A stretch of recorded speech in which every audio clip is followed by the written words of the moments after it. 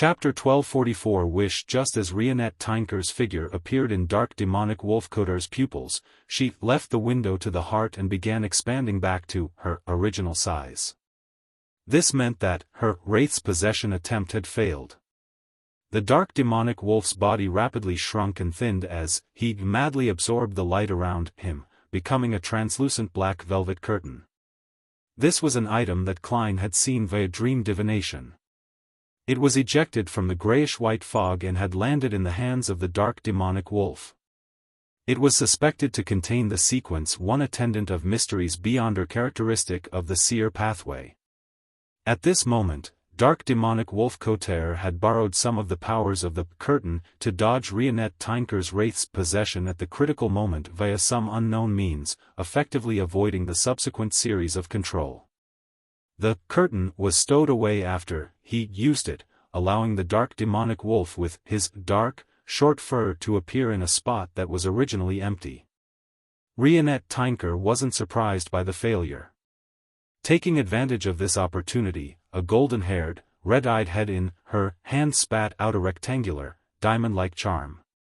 The other three heads used ancient Hermes, Jotun, and Elvish to say a word, yesterday. The rectangular diamond-like charm was instantly engulfed in transparent flames as it fused with the void. Rionette Tinker's body swelled as the four blonde, red-eyed heads flew up and landed on her empty neck, stacked upon one another. In the blink of an eye, Miss Messenger had transformed into a huge doll that could almost break through the dark demonic wolf's castle. She was wearing a black Gothic dress with countless mysterious symbols and sinister vines. Her eyes were blood red and she exuded an aura that no human should possess. Dark demonic Wolfcoder didn't attempt to stop Rionette Tinker from borrowing strength from her past, nor did he immediately show his complete mythical creature form. With 8 feet on the ground, he raised his neck and let out a roar. This roar seemed to be of a higher level, containing words similar to Jotun. It made the curtain float up and instantly expand, blanketing the ancient castle from top to bottom. The curtain quickly turned transparent and fused with the building. It was as though it had never appeared or had any effect on it. However, Klein's spiritual intuition told him that this place was already isolated from the outside world. If he wanted to leave, he had to first break the invisible barrier. In other words, that curtain made the dark demonic wolf's castle become an independent kingdom. This was the embryonic form of a divine kingdom. Klein, who had just failed and planned on continuing to summon angels to help him, had a spark of inspiration. He instantly changed his mind, reaching into the void and dragging out another hymn. It was Gehrman Sparrow, one who was holding a historical projection of the Staff of the Stars. Right on the heels of that, Klein controlled his historical projection to turn him into his marionette and transfer some worms of spirit over. While he was busy with these matters, Rionette Tinker had already recovered to her peak condition. Her bright red eyes reflected the 8-legged demonic wolf. With a faint flash, the dark demonic wolf turned into a white goat. However, outside the dark hall, a giant holding a broom suddenly trembled and transformed into a demonic wolf with a tuft of gray hair on its forehead. At the moment when the curse was cast on him, a miracle invoker, he had swapped places with his marionette. He opened his mouth once again and let out a roar. This roar also contained words that mostly resembled the source of Jotun, describing a beautiful wish: "I wish for all godhood here to dissipate." In the next second, as the god of wishes, the dark demonic wolf granted his wish. Klein immediately felt his godhood being repressed. The beyonder powers that stemmed from Scholar of Yore and Bizarro Sorcerer could no longer be used. Fortunately, the historical projection was maintained with spirituality. As long as the summoning was successful, it wouldn't be dispelled by the dark demonic wolf's wish. Similarly, as Klein had already turned his historical projection into a marionette and transferred a number of worms of spirit over, he could still swap locations with his projection. Apart from him, Rionette Tinker and Dark Demonic Wolf were also affected by the wish that had been granted. Their beyonder powers above Sequence 5 had vanished into thin air, making it difficult to use them. Of course, be it the demonic wolf marionette that had turned into a goat, or the gigantic doll-like Rionette Tinker, there was no change in their form. What existed was reasonable, so it couldn't be eliminated by the power of wishes. After making this wish, the dark demonic wolf arched his back and bent his body slightly. It looked like he was about to engage in a battle with Klein and Rionette Tinker. At that moment, his mountain-like body was about the size of the castle-like doll. He looked down coldly at Klein, capable of crushing him with a single swipe of his claw. In addition, the castle had many marionettes rushing over. They consisted of giants, elves, vampires, humans, and deformed monsters. Only a number of them were at Sequence 5, but now, they had Kotar's worms of spirit in their bodies. In other words, in this special environment, all of them were at Sequence 5. After the dissipation of godhood, in this independent kingdom, dark demonic wolf Kotar's advantage became obvious. More than 100 Sequence 5s were besieging 2 Sequence 5s. Furthermore, the dark demonic wolf was itself a mutant. Even if he couldn't reveal any godhood, his massive size and terrifying strength made him adept at combat. He wasn't on the same level as a weak human like marionettist Klein. At this moment, the body of Rionette Tinker, who was dressed in a black gothic dress that twined with sinister vines, suddenly turned incorporeal. First, she reflected on a floor-to-ceiling window, then it jumped into the pitch-black pupils of the dark demonic wolf. She had once again attempted Wraith's possession. However, dark demonic wolf Kotar swapped locations with another marionette in a timely fashion, preventing Rionette Tinker from successfully possessing his body. Rionette Tinker wasn't discouraged as she continued using mediums such as glass windows, chandeliers, and eyeballs to jump through the different marionettes in pursuit of the real dark demonic wolf. As for the dark demonic wolf, he relied on his numerous marionettes, and had the advantage of copious numbers of worms of spirit. He swapped between different marionettes without any pause to avoid being forcibly possessed by the ancient bane. Amidst the two angels' silent conflict, a large number of the dark demonic wolf's marionettes had surrounded the two Kleins. Beyonder powers like a vampire's abyss shackles, a giant's hurricane of light, an elf's wind binding, and a human's psychic piercing and holy light summoning inundated their targets. They controlled, weakened, attacked, and purified Klein, acting with great rapport. Klein was only able to dodge a portion of the attacks before being drowned by the attacks. Plasma exploded as the light blasted out. Klein's staff of the stars-holding figure quickly outlined itself to the side. At that critical moment, he had exchanged spots with his marionette in time. He imagined his traveling powers and had used the staff of the stars to complete the teleportation. In this special scenario, this was essentially a release of recorded powers. After dodging this round of attacks, Klein discovered that a marionette was controlling his spirit body threads before he could catch his breath. At the same time, a human marionette reached out his right hand under the influence of the dark demonic wolf and aimed at the miracle invoker's actual body.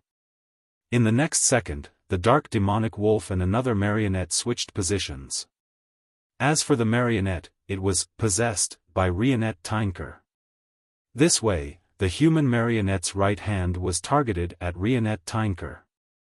The marionette's palm clenched tightly as his wrist spun half a circle, stealing away the target's subsequent thoughts. Right on the heels of that, he jumped and pounced on an ally. Rionette Tinker was momentarily rooted to the ground.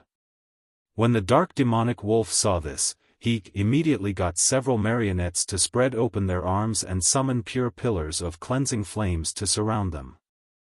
In the holy light, Wraith Rionette Tinker's body first began to melt. Following that, using mirror jump, she moved to a glass window situated high above the castle to avoid the subsequent purification. In just a few seconds, she and Klein inevitably fell into a perilous situation.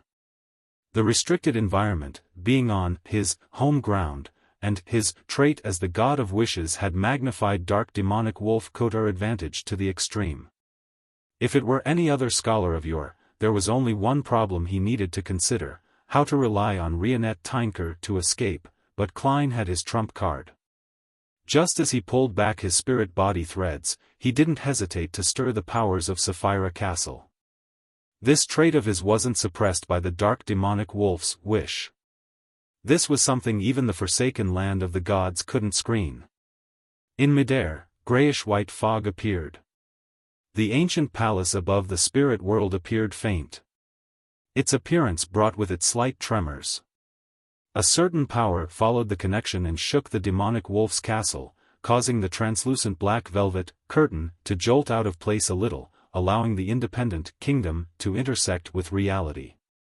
Seizing this opportunity, Klein opened his mouth and shouted out a name in Jotun, Leodoro. Boom!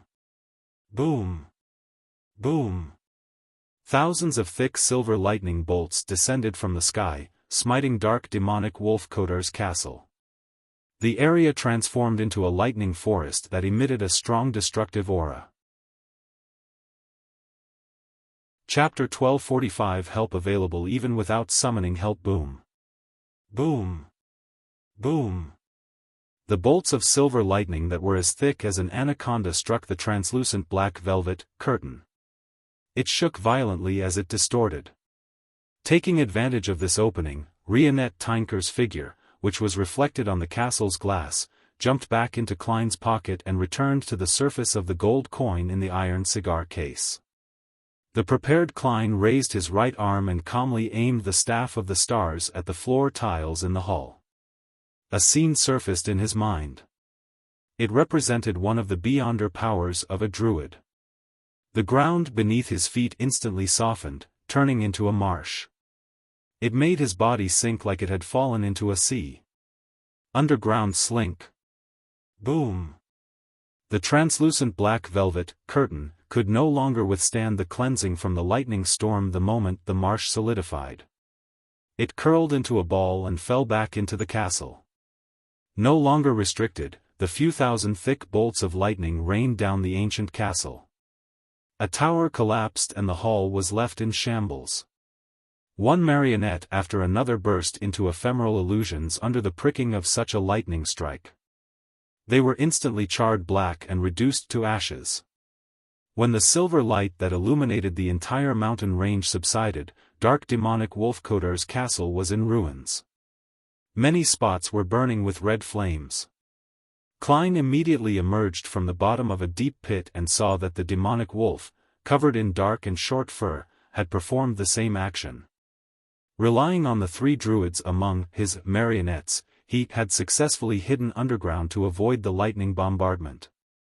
And at that moment, the independent kingdom, created by the curtain, had completely disintegrated. However, the dark demonic wolf's wish hadn't completely expired. The return of godhood still needed some time. Without any hesitation, both parties engaged in another intense battle. Kotar allowed the crinkled curtain to fly up and drape him, so as to prevent the wraith's possession. After all, there were only 3 of his marionettes left. Of course, this way, he could no longer swap locations with his marionettes.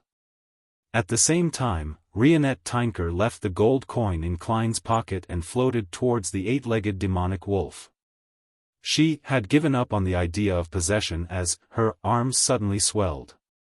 A few strands of gray hair grew from the back of her hand, and her nails became long, sharp, and firm. Werewolf transformation.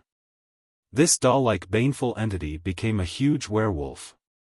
She kept moving at high speeds, waving her sharp claws as she engaged in an intense battle with the hill-like dark demonic wolf. Amidst the clashing sounds, Klein was attacked by Kotar's 3 remaining marionettes. One of them raised his head and roared, causing brown short hair to tear through his clothes. In an instant, he transformed into a terrifying giant bear that was twice the height of a person. One crouched down, pressing his palms against the ground, while the other raised his right hand and yanked his hair. At that moment, a crimson flame surged out of Klein's clothes, instantly devouring him. His figure appeared in a sea of flames to the side. Then, he jumped out, raised his staff, and charged straight at the huge brown bear. And at the spot where he was originally standing, dark green mutated vines pierced through the ground and grew wildly, stirring the remnant flames in the middle. Tap! Tap! Tap! The huge brown bear didn't back down. With heavy strides, it rushed towards Klein like a high-speed steam locomotive. It spread open its arms, trying to give him a passionate hug that could crush all his bones and squeeze all his chest muscles together. Tap! Tap! Tap! As his black trench coat flailed to his back, Klein didn't retreat. He was about to collide with the huge brown bear. Suddenly, he kicked his left foot and twisted his waist. He forcefully jumped up and flew past the brown bear diagonally. Thud! As the two crossed each other, Klein swung his black staff down and ruthlessly struck the brown bear's shoulder. Normally, such an attack wouldn't have been able to hurt the thick hide of the brown bear. However, with the staff of the stars, the physical attack would lead to random abnormal changes or strange effects. Of course, under the God of Wishes' suppression, these changes and effects wouldn't exceed that of a sequence 4 beyond her power. Thud! As the sound of the staff strike reverberated, the huge brown bear's shoulder tore open diagonally from its shoulder. The bottom half of its torso teleported more than 10 meters away while the remaining portion remained in place. The brown bear's internal organs and blood gushed to the ground in a rather shocking scene. However, the brown bear wasn't dead yet. Its two halves were squirming as it struggled to stabilize his center of mass and continued attacking. As a marionette, he had long died. Such damage was nothing. At this moment, Klein had already jumped behind the brown bear, his feet stepping on the ground. Another wave of scarlet flames surged out, drowning his figure. A flame that was about to be extinguished rose up as Klein leaped out and arrived close to the marionette, which had both hands on the ground. With his silk top hat, he ran past the marionette without turning his head as he swung the staff to the side. Thud! The marionette's body burst into golden flames as his figure instantly vanished. A flame surged into the sky as the marionette jumped down. However, the golden flames didn't extinguish, quickly burning him to ashes. Without even looking over, Klein had already rushed in front of the marionette that was yanking his hair. The marionette immediately threw out the hair in his hand. These strands of hair began to burn as they emitted black gases, sounding alarms to Klein's spirituality senses. Poison. An unknown poison. With a creak, he forcefully stopped using his ability as a clown. Using the inertia of his body, he extended his black staff. All sorts of thoughts rapidly reformed in his mind, quickly forming a scene. Before this operation, Klein had requested Miss Justice's help to hypnotize him. It made his brain unable to form scenes when he subconsciously thought of one. There would only be a single thought resonating in his mind, and he had to take the initiative to control it to construct the scene.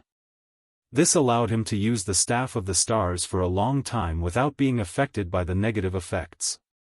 As for the flaws of thinking in such a manner, Klein felt that it was still acceptable under predetermined conditions. Without a sound, the gems embedded in the staff of the stars lit up. A pure white and holy pillar of light descended from the sky, enveloping the black gas and the corresponding marionette. The poison quickly melted under the sun's burning.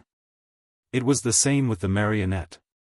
With a remnant glow still in his eyes, Klein instinctively turned around and aimed his staff at the brown bear that was split into two. Silver lightning flashed spontaneously before the separated brown bear's body finally collapsed, unable to get up again. In just a few seconds, Klein had finished off the remaining marionettes of the dark demonic wolf. After Sapphira Castle's anomaly, be it him or the God of Wishes, time became abnormally precious. No one was willing to stall for time, because it wouldn't be long before high-level existences like the true creator and angel of time Amon in the forsaken land of the gods descended. Upon seeing this, dark demonic wolf-coder trembled violently and flung out the translucent velvet curtain. The curtain first vanished into thin air before it suddenly appeared behind Klein. Just as his spirituality was about to send a warning, it covered him and wrapped him within it. Klein's vision immediately darkened as he felt his thoughts turn sluggish. His spirit-body threads were being inoculated onto the curtain, one thread at a time. He attempted using flaming jump, softening his bones, and using the staff of the stars, but he was unable to succeed in such an abnormal state.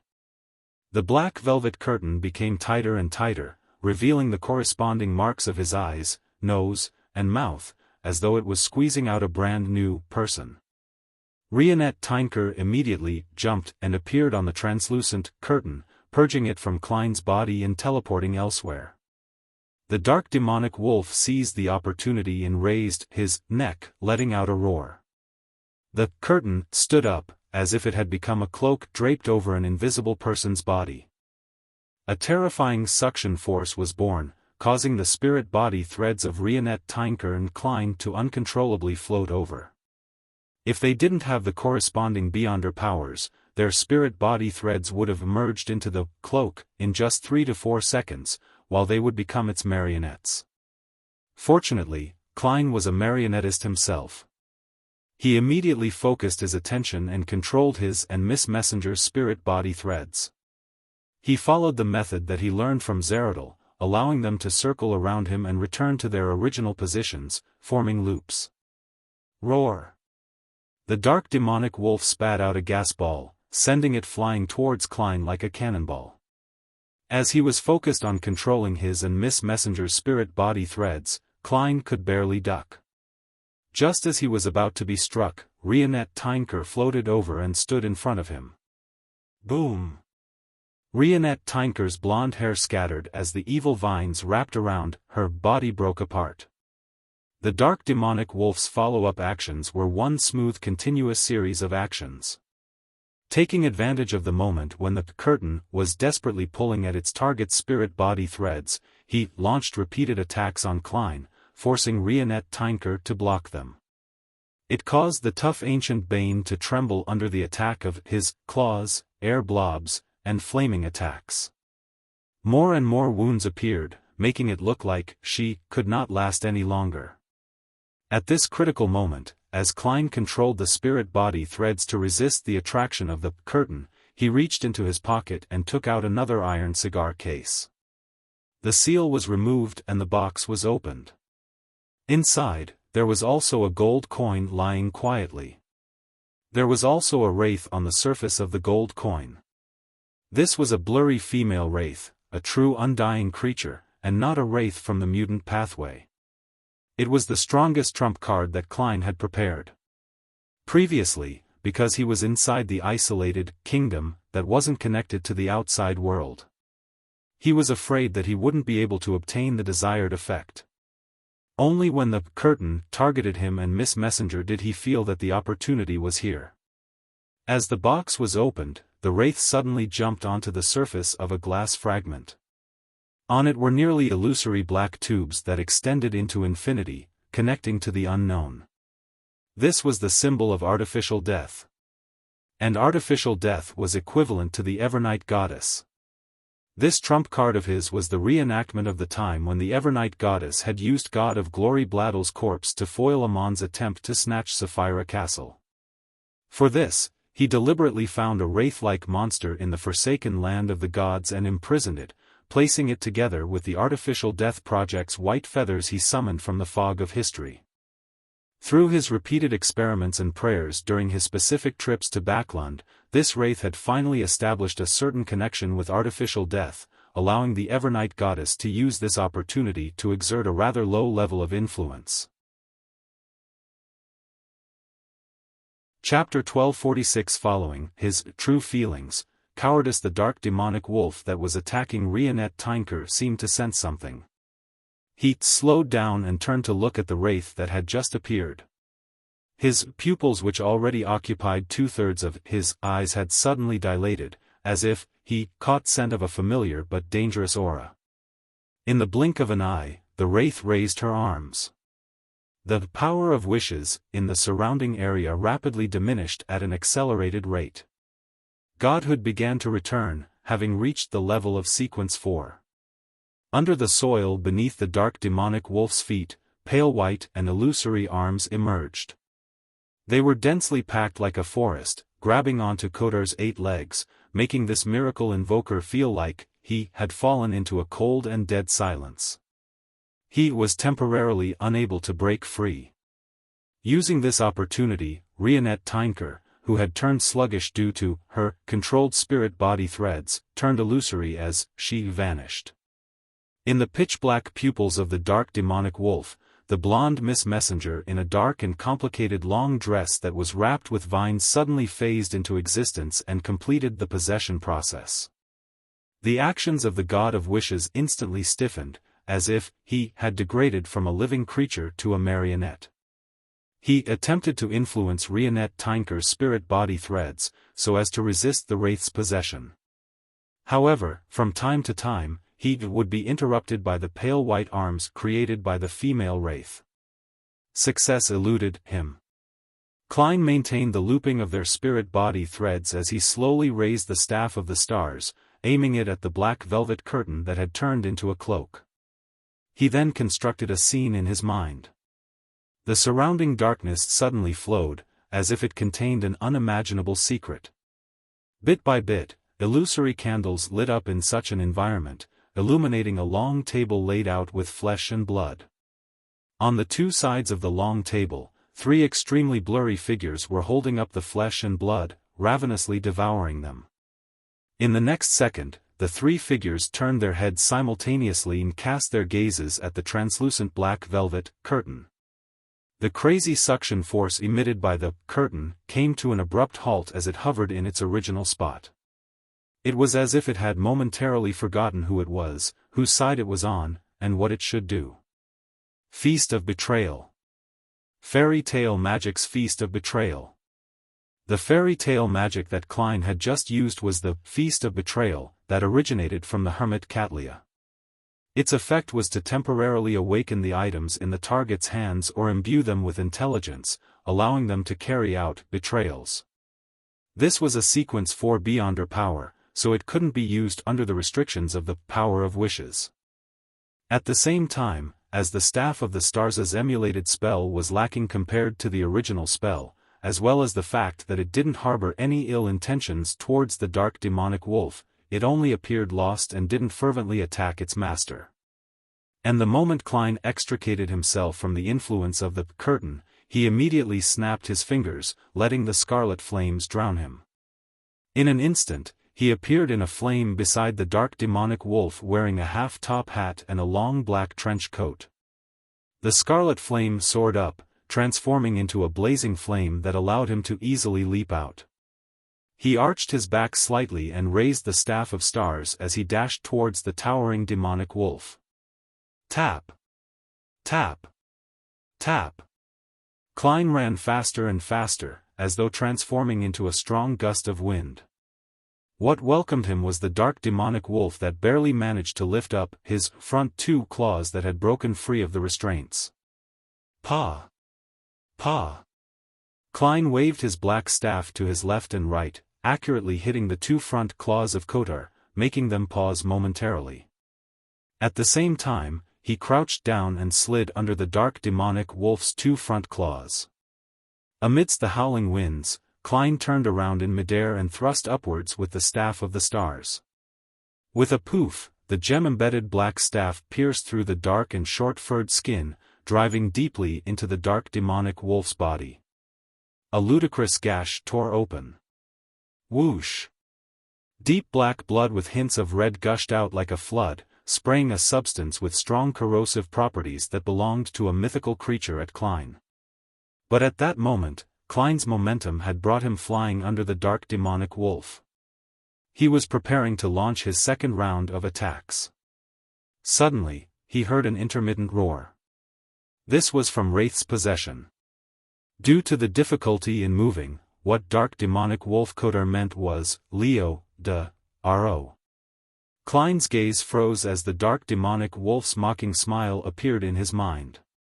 He wasn't the only one who could stir the remaining divine powers. He could do so, but so could dark demonic wolf coder. Even though this miracle invoker didn't know that Wind Angel, Leodoro, had already become the Lord of Storms, he naturally knew what to do thanks to Klein's demonstration from before. Who wouldn't know how to do a simple imitation? Boom! Boom! Boom! Silvery white bolts of lightning smote down like gushing water from a water pipe. They rained over the ruins of the ancient castle, completely drowning all the figures. Klein didn't manage to react in time. After hearing the first half of the word, he had already used the powers of Clown to forcefully twist his body around. With a stomp of his right foot, he returned under the dark demonic wolf's body. As for Rionette Tinker, she had jumped onto the gold coin in his pocket.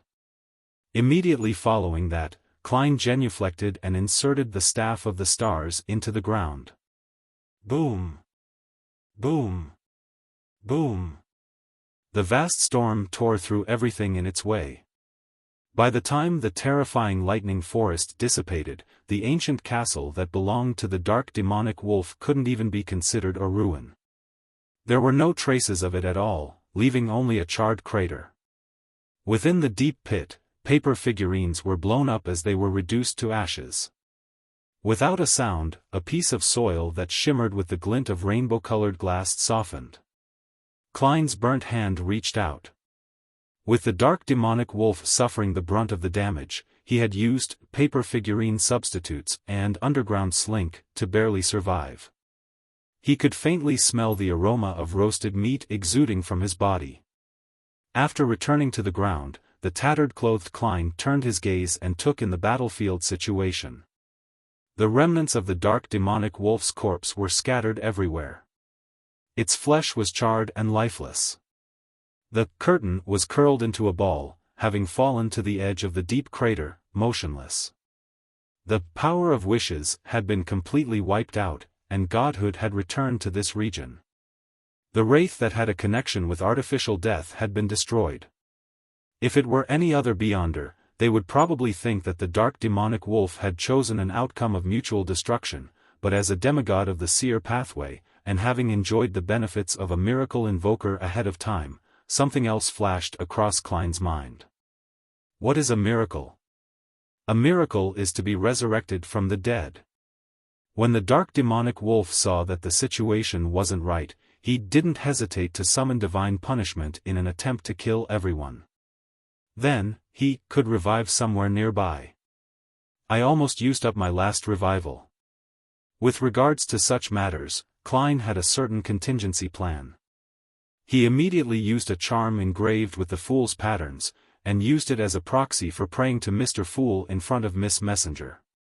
Then, he used the summoning of Sapphira Castle that had yet to disappear to enter the world above the grey fog with a thought. He then relied on the prayer light's true vision to inspect the surroundings to seek out the resurrected dark demonic wolf.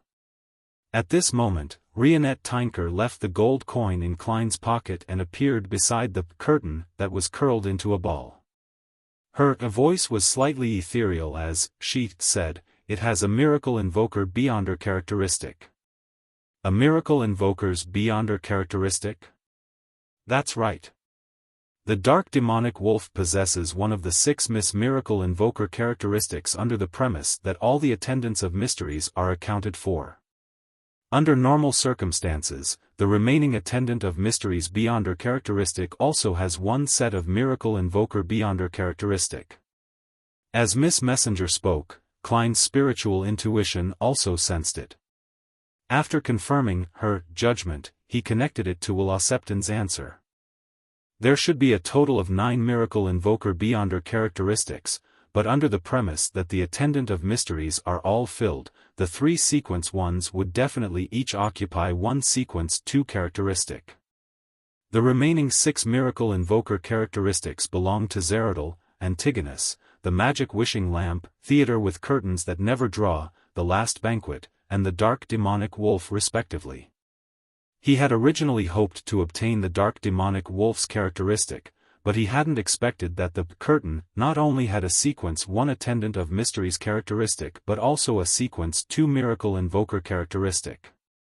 It was also the one that had disappeared. It looks like the reason for its disappearance was also because of the gray fog. Later on, it was spat out. Do I still seek out the resurrected Dark Demonic Wolf? No, I don't know when the true Creator and Amon will descend. Furthermore, I've already exhausted most of my preparations. The Dark Demonic Wolf is still in perfect condition. He can make a wish, summon, and create miracles. After all, my goal has already been met. As his thoughts raced, Klein looked up and said to Miss Messenger, "I'll put this curtain away." He gave up the thought of chasing after the Dark Demonic Wolf and decided to control the curtain while it was still weak. Rionette Tinker nodded slightly and turned her head, casting her gaze at the charred remains of the Dark Demonic Wolf. The remains immediately emitted a faint glow, either turning into white rabbits or transforming into goats. They were the kind that smelled rich and flavorful. In a hidden area nearby, the dark, short-furred Dark Demonic Wolf quickly took shape. He gave up on his original corpse and immediately made a wish and granted it. He teleported to a distant spot and then ran off without looking back. This god of wishes didn't even consider the loss of the curtain. He didn't choose to revive where he died, because he hoped to use the curtain to stall the fellow who was closely related to Evernight. This gave him plenty of time to escape. Since he could survive from the second epoch until now, he had followed his true feelings, cowardice. He refused to be greedy when the situation didn't allow for it.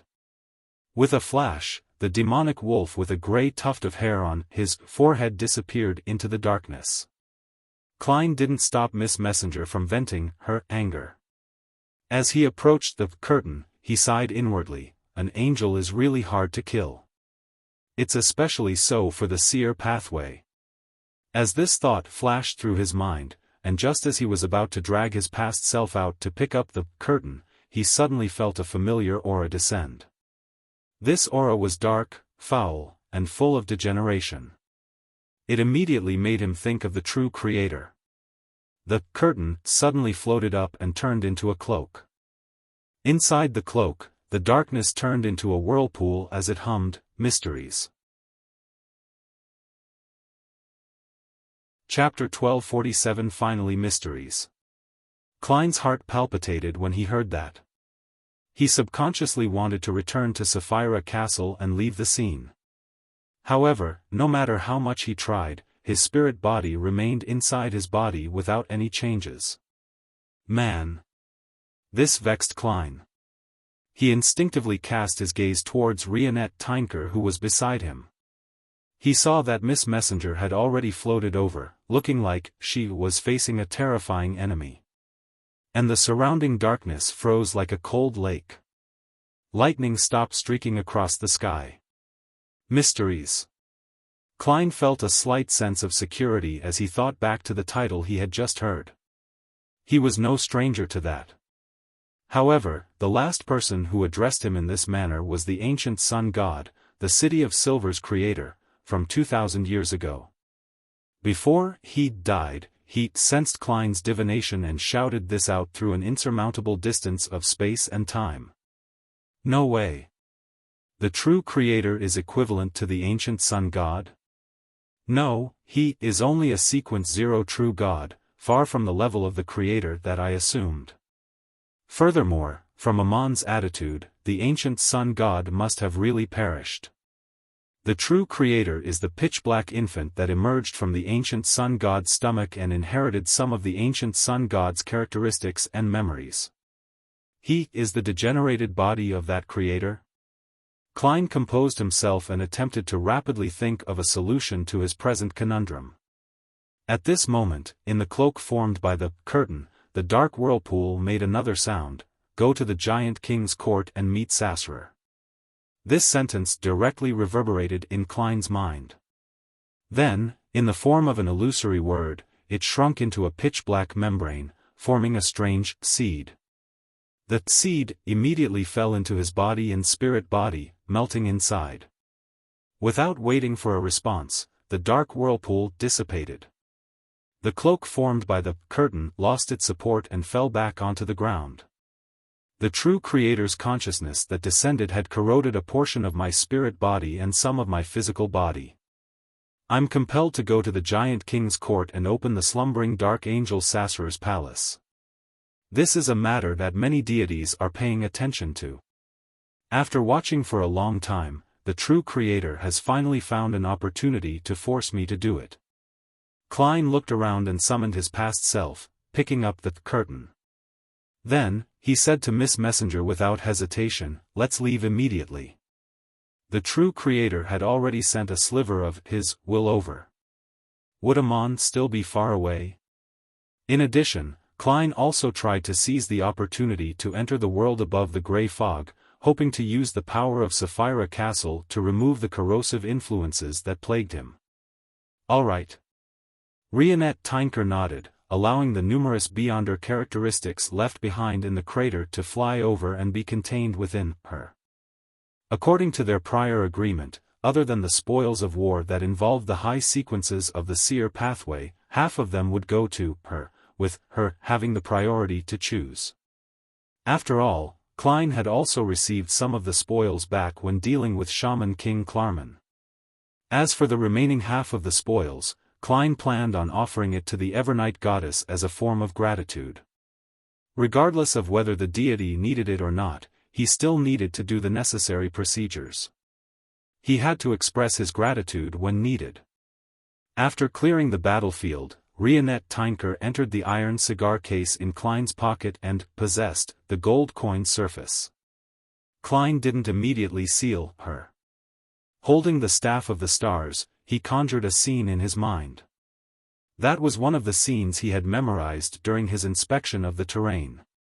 As the gems flashed, his figure disappeared from the crater as he teleported far away. A few seconds later, the air there fluctuated as a tiny creature that was difficult to see with the naked eye crawled out. The creature rapidly expanded, turning into Amon, who wore a pointed hat and classic black robe. The corners of Amon's mouth curled up as he adjusted the monocle on his right eye and chuckled. Someone is finally opening that door. After 2 rounds of teleportation, Klein took out the iron cigar case that Miss Messenger was hiding in, and used the staff of the stars to create several layers of seals, the kind that would be removed the moment he touched it. Right on the heels of that, he entered the fog of history and dashed all the way to a time before the first epoch. He relied on the prayers he had yet to reply to and instantly entered the world above the grey fog through the summoning of Sapphira Castle. As the roars and the ravings echoed, he felt the corrosion in his spirit body gather together, curling into a ball. Despite passing through layers of cleansing effects, it managed to maintain its stability and didn't completely evaporate. Is this the power and level of a true deity? Yes, and it's a true deity who wields the domain of degeneration. Sitting in the seat belonging to the fool, Klein frowned slightly as he observed his state. The corrosion created by the true Creator wasn't strong. If they were to leave the protection of Klein's spirit body, they wouldn't be able to last long above the grey fog. This was also the main reason why he had made the judgment and dared to directly enter Sapphira Castle. However, unless he planned on dying again, there was no way he could bypass his own spirit body to remove the corrosion. With the help of divination and other abilities, Klein quickly figured out the various effects of the corrosion. It wouldn't mutate, send a message to the true Creator, or interfere with what he did. It would only continue to steer him via mystic means towards the giant king's court. It compelled Klein to open the palace where Dark Angel Sassur was in deep sleep. It's partly in the mind, and also at the level of fate. When I become a miracle invoker and become an angel, deepening my control of Sapphira Castle, I should be able to clear this corruption. However, if I want to become a miracle invoker and become an angel, I have to go to the giant king's court and open the door to that palace, helping the City of Silver find a way to leave the forsaken land of the gods. As Klein thought, he revealed a wry smile. Fortunately, this was something he was prepared to do, and it didn't burden him further. Following that, Klein summoned the unshadowed crucifix from the fog of history, attempting to use the power of Sapphira Castle to drive it into purifying his body. Unfortunately, part of his body was also merged together with the corrosion, preventing him from completely cleansing it. This also made him truly understand how terrifying Sequence Zero was. I can't just pray to an evil god like the true creator unless I'm in a hopeless situation. Klein shook his head and returned to the real world before sacrificing the curtain above the gray fog. It does indeed contain the Beyonder characteristic of an attendant of mysteries, as well as a miracle invoker's Beyonder characteristic. There's even Scholar of Yore and Bizarro Sorcerer characteristics. It has a rather high level. The power I can use from Sapphira Castle at present isn't able to directly shatter it. However, this place seems to be at the highest level of the seer pathway, so it can effectively suppress it. Through the accumulation of time, I should be able to slowly separate it. The first to be separated should be the Attendant of Mysteries characteristic. The rest can be used to concoct a potion directly. It doesn't have any living characteristics. The one that was summoned just now has already disappeared. With the translucent black velvet curtain in hand, he looked at it for a while. Then, he activated Sapphira Castle and conjured a metal pot which was boiling with invisible power. After staring at it for a few seconds, he threw the curtain into the metal pot and pressed down with layers of seals onto the pot's lid. In about 3 to 4 days, the Attendant of Mysteries Beyonder characteristic would separate. The supplementary ingredients could be thrown into what remained, and it would then be a miracle invoker potion, one that included the characteristics from sequence 9 to 2. Looking around, he raised his right hand and took a piece of paper from the junk pile. This was one of his other preparations. He had spent a large amount of time in advance and had failed time and time again to successfully summon 0-08. Using this quill, he wrote down what reasonable reactions Dark Demonic Wolf would have. This was to prevent the other party from reacting in unexpected ways from the very beginning, causing his plans to fail. With the cooperation of this short script, the Dark Demonic Wolf had been attracted by Klein's strange behavior. Therefore, it was very reasonable that he didn't extinguish the prayer light immediately. Similarly, without knowing how many enemies or what strength the other party had, the Dark Demonic Wolf didn't flee in a hurry. Instead, he created a complete independent kingdom, isolating it from any possible reinforcements. It was a very reasonable reaction. With a flick of his wrist, Klein burned the piece of paper, then he hurriedly sacrificed the sealed iron cigar case to Sapphira Castle. He then responded to Miss Magician's prayer and relayed the world's message. Furs didn't dare to delay any further. She immediately got up and used her recording Beyonder powers to grab at the area ahead, dragging out Gehrman Sparrow from history. With that, Klein teleported to the empty room in a nearby hotel. He set up a ritual and brought the iron cigar case back to reality, releasing Rionette Tinker. After thanking Miss Messenger and watching her take away half of the Beyonder characteristics, he changed the ritual and began to perform a sacrifice to the Evernight goddess. At the end of the ritual, he prayed with anticipation, "I pray for a hint on how to purify the corrosive influences in my body." In his opinion, at present, only an existence at the level of the Evernight goddess could deal with the corrosion provided by the true creator. If the goddess agreed to it, Klein planned to descend in a way that would allow his actual spirit to return to Backlund and receive purification. As for removing the part of his body that had been corroded, he hadn't thought of a solution yet. As he said that, a ball of darkness enveloped the altar. When the darkness vanished, all the Beyonder characteristics disappeared. Apart from that, there were no other hints. It looks like I can only rely on myself. Klein wasn't depressed. He raised his right hand and tapped his chest 4 times, drawing the crimson moon. Praise the lady. His gratitude was very sincere. After all, he had received a lot of help. After dealing with the subsequent matters, his historical projection vanished and he returned to the forsaken land of the gods in person. He held the lantern he had pulled out from the past, and he looked at the silent and desolate plains under the dim yellow light. He felt much more relaxed and couldn't help but sigh. Finally. Chapter 1248 1,000 Years of Waiting in the Primitive Forest outside Byam City of the Worsted Archipelago. The leaders of the resistance gathered in a mountain cave as they looked respectfully at the sea gods blessed. He was wearing a black cloak, his brows were yellow, and his blue eyes were dark blue.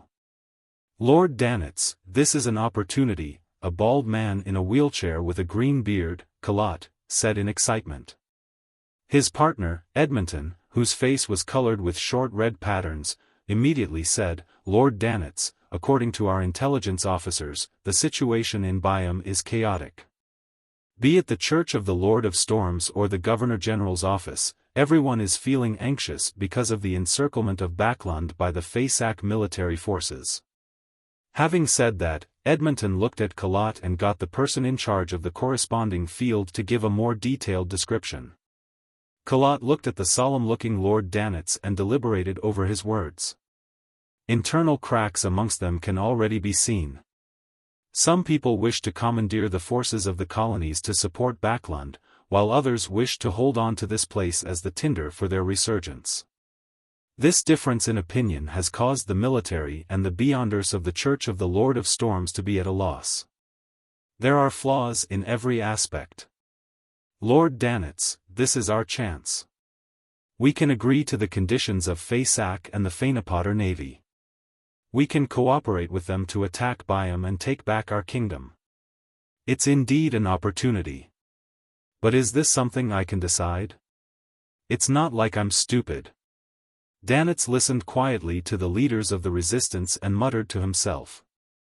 Having grown up in Intis, this famous pirate, treasure hunter didn't have any qualms about attacking the lone colonies. He had zero hesitation or uncertainty about it. Of course, he didn't have a strong sense of belonging to the Intis Republic either. In fact, when he was occasionally a part-time pirate, he preferred targeting businessmen from Intis. This was because they often carried more valuable luxury items with them. There was only one reason why Danitz didn't agree on the spot to the request of the resistance's leaders. It was because he had become a conspirer, so he knew very well what his position was. A human mouthpiece. A tool that was responsible for passing messages between German Sparrow and the leaders of the resistance. German is most likely Loanese. If I were to agree to it directly, I might not be able to see tomorrow's sun. However, he acts like he doesn't care about loan at all. Dogs hit. I can't be fooled by such superficial appearances. Danitz cleared his throat and surveyed the area. This matter is of grave importance. Prepare a clean and serene altar immediately. I need to pray to God. In an organization that believed in the sea god, such a request didn't surprise the likes of Kalat, Edmonton, and the others. It even met their expectations. Hence, they immediately arranged for people to prepare for the sacrifice.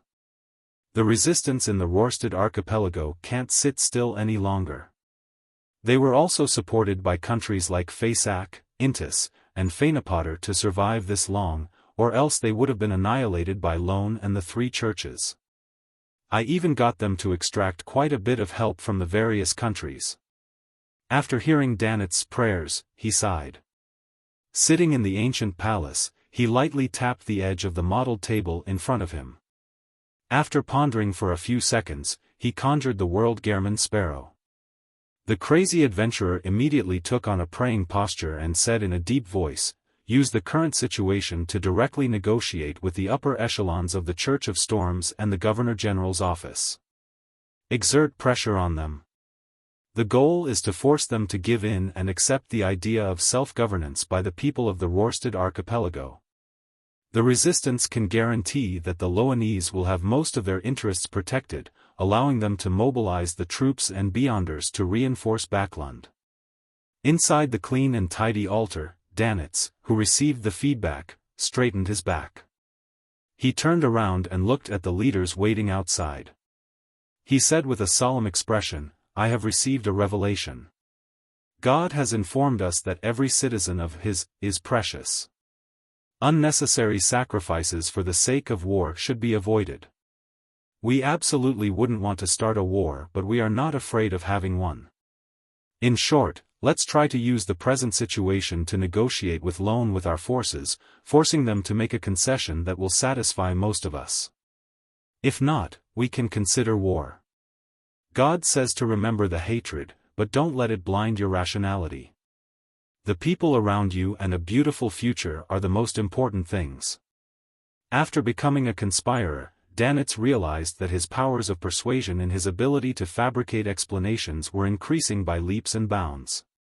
Many a time, his thoughts would automatically take shape when he opened his mouth. Kalat, Edmonton, and the other leaders of the resistance all had a deep hatred for the lone colonial masters, but the words of the sea god and Lord Danitz had successfully wavered their resolve. They had a clear understanding of how powerful the Sea King was over this period of time. If the war developed to the point where both parties were blinded with bloodlust, the Blue Mountain Island where Byam was located might be completely submerged by the sea and become a ruin. All the locals would end up being dragged to the grave by their actions. The powerhouses from Fasak and Fainapotter were indeed capable of stopping the situation from collapsing. However, how much power could they divert to this peripheral battlefield in the Rorstad archipelago? As for them, Kalat and the other leaders of the resistance didn't trust them much. They believed that these fellows were no different from the Loanese. They were all bandits from the northern continent and could rip off their masks at any time to become the new colonial masters. After a moment of silence, Kalat, who was sitting in a wheelchair, looked at the man in a black cloak on the altar and said, "Lord Danitz, we are willing to work hard for peace." He paused for a moment before saying, "According to the intel, the one who has the final say in the Rorstad archipelago is Sea King John Cotman. It's best if we negotiate with him directly." Danitz nodded slightly and said, "That's exactly what I was thinking.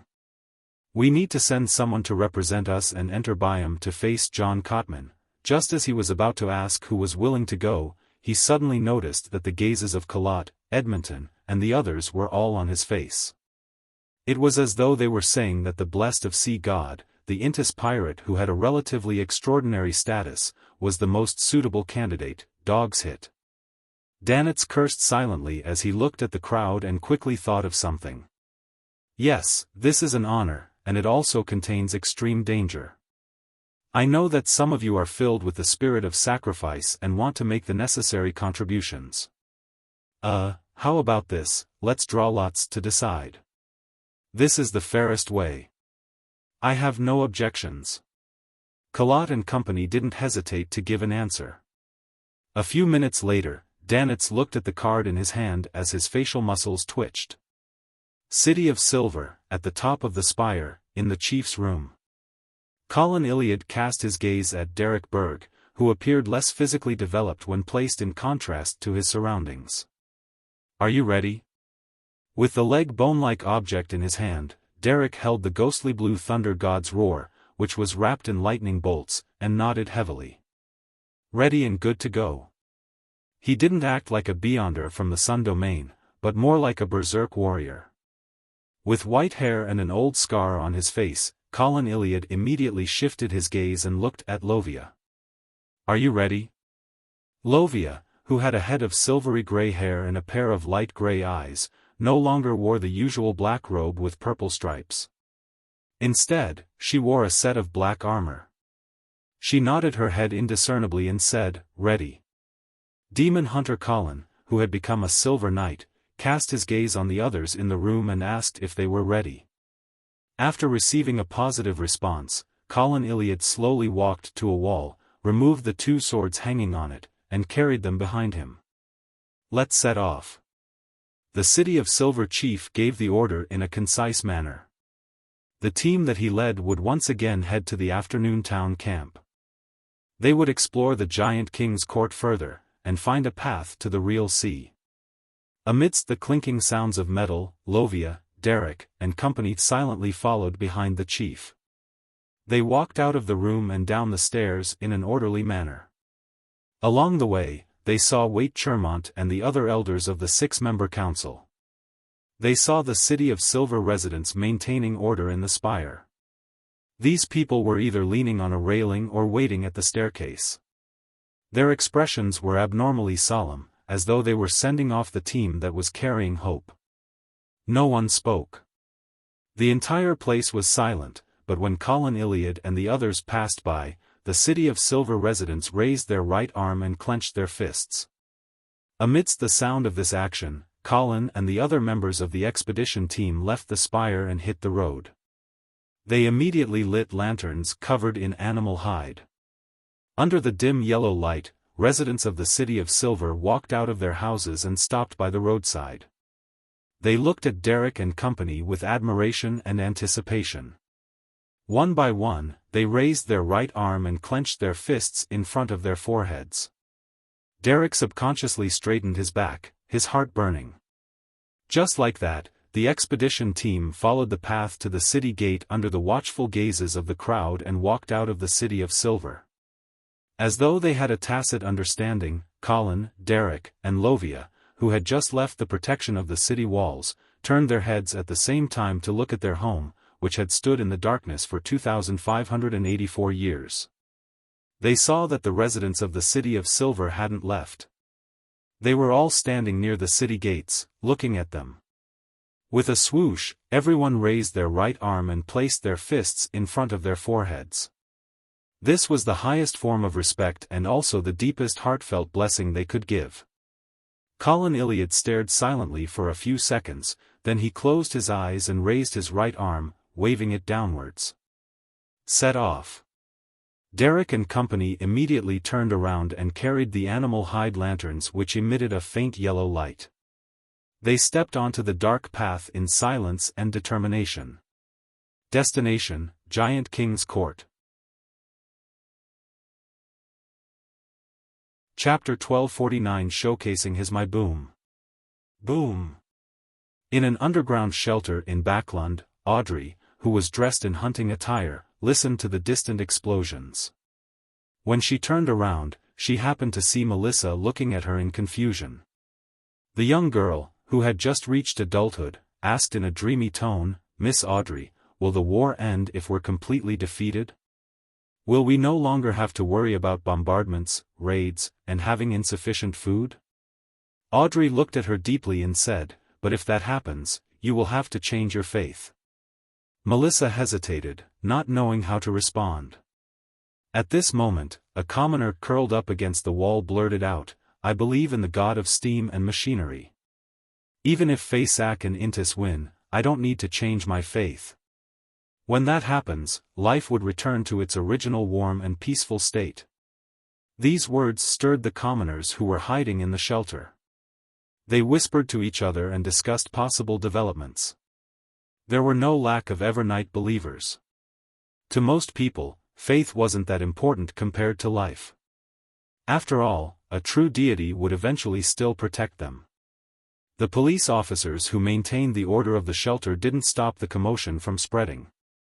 They watched on coldly, some even having a hint of anticipation.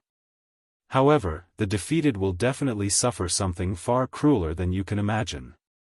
It's not something that can be summarized with just a change of faith. Be it a lesson from history or her conclusion deduced from the human psyche, all of them made Audrey more pessimistic than everyone present. She looked around and could not help but sigh inwardly. The goddess's anchor is already greatly shaken. If not for the grain support from before, it might have completely collapsed. As for what this situation meant, Audrey knew very well in her heart. She closed her eyes, tilted her head slightly, and muttered to herself silently, "The battle of gods is about to begin, the final outcome was about to appear." After nodding at Melissa, Audrey turned and left the area, arriving at the entrance of the shelter. The golden retriever, Susie, was seated there, looking like a qualified guard. "You don't seem like you plan to return." Susie's nose twitched as she asked with a suppressed voice. Audrey had hidden herself in this shelter from the beginning of the siege that began today, therefore, she hadn't had the time to return to her own residence in Empress Borough. As the battle had decreased in intensity slightly, Earl Hall had already sent 2 people to urge her to return, so that she could head for a sanctuary for nobles. Audrey shook her head and said with a faint smile, "I have to do what I need to do."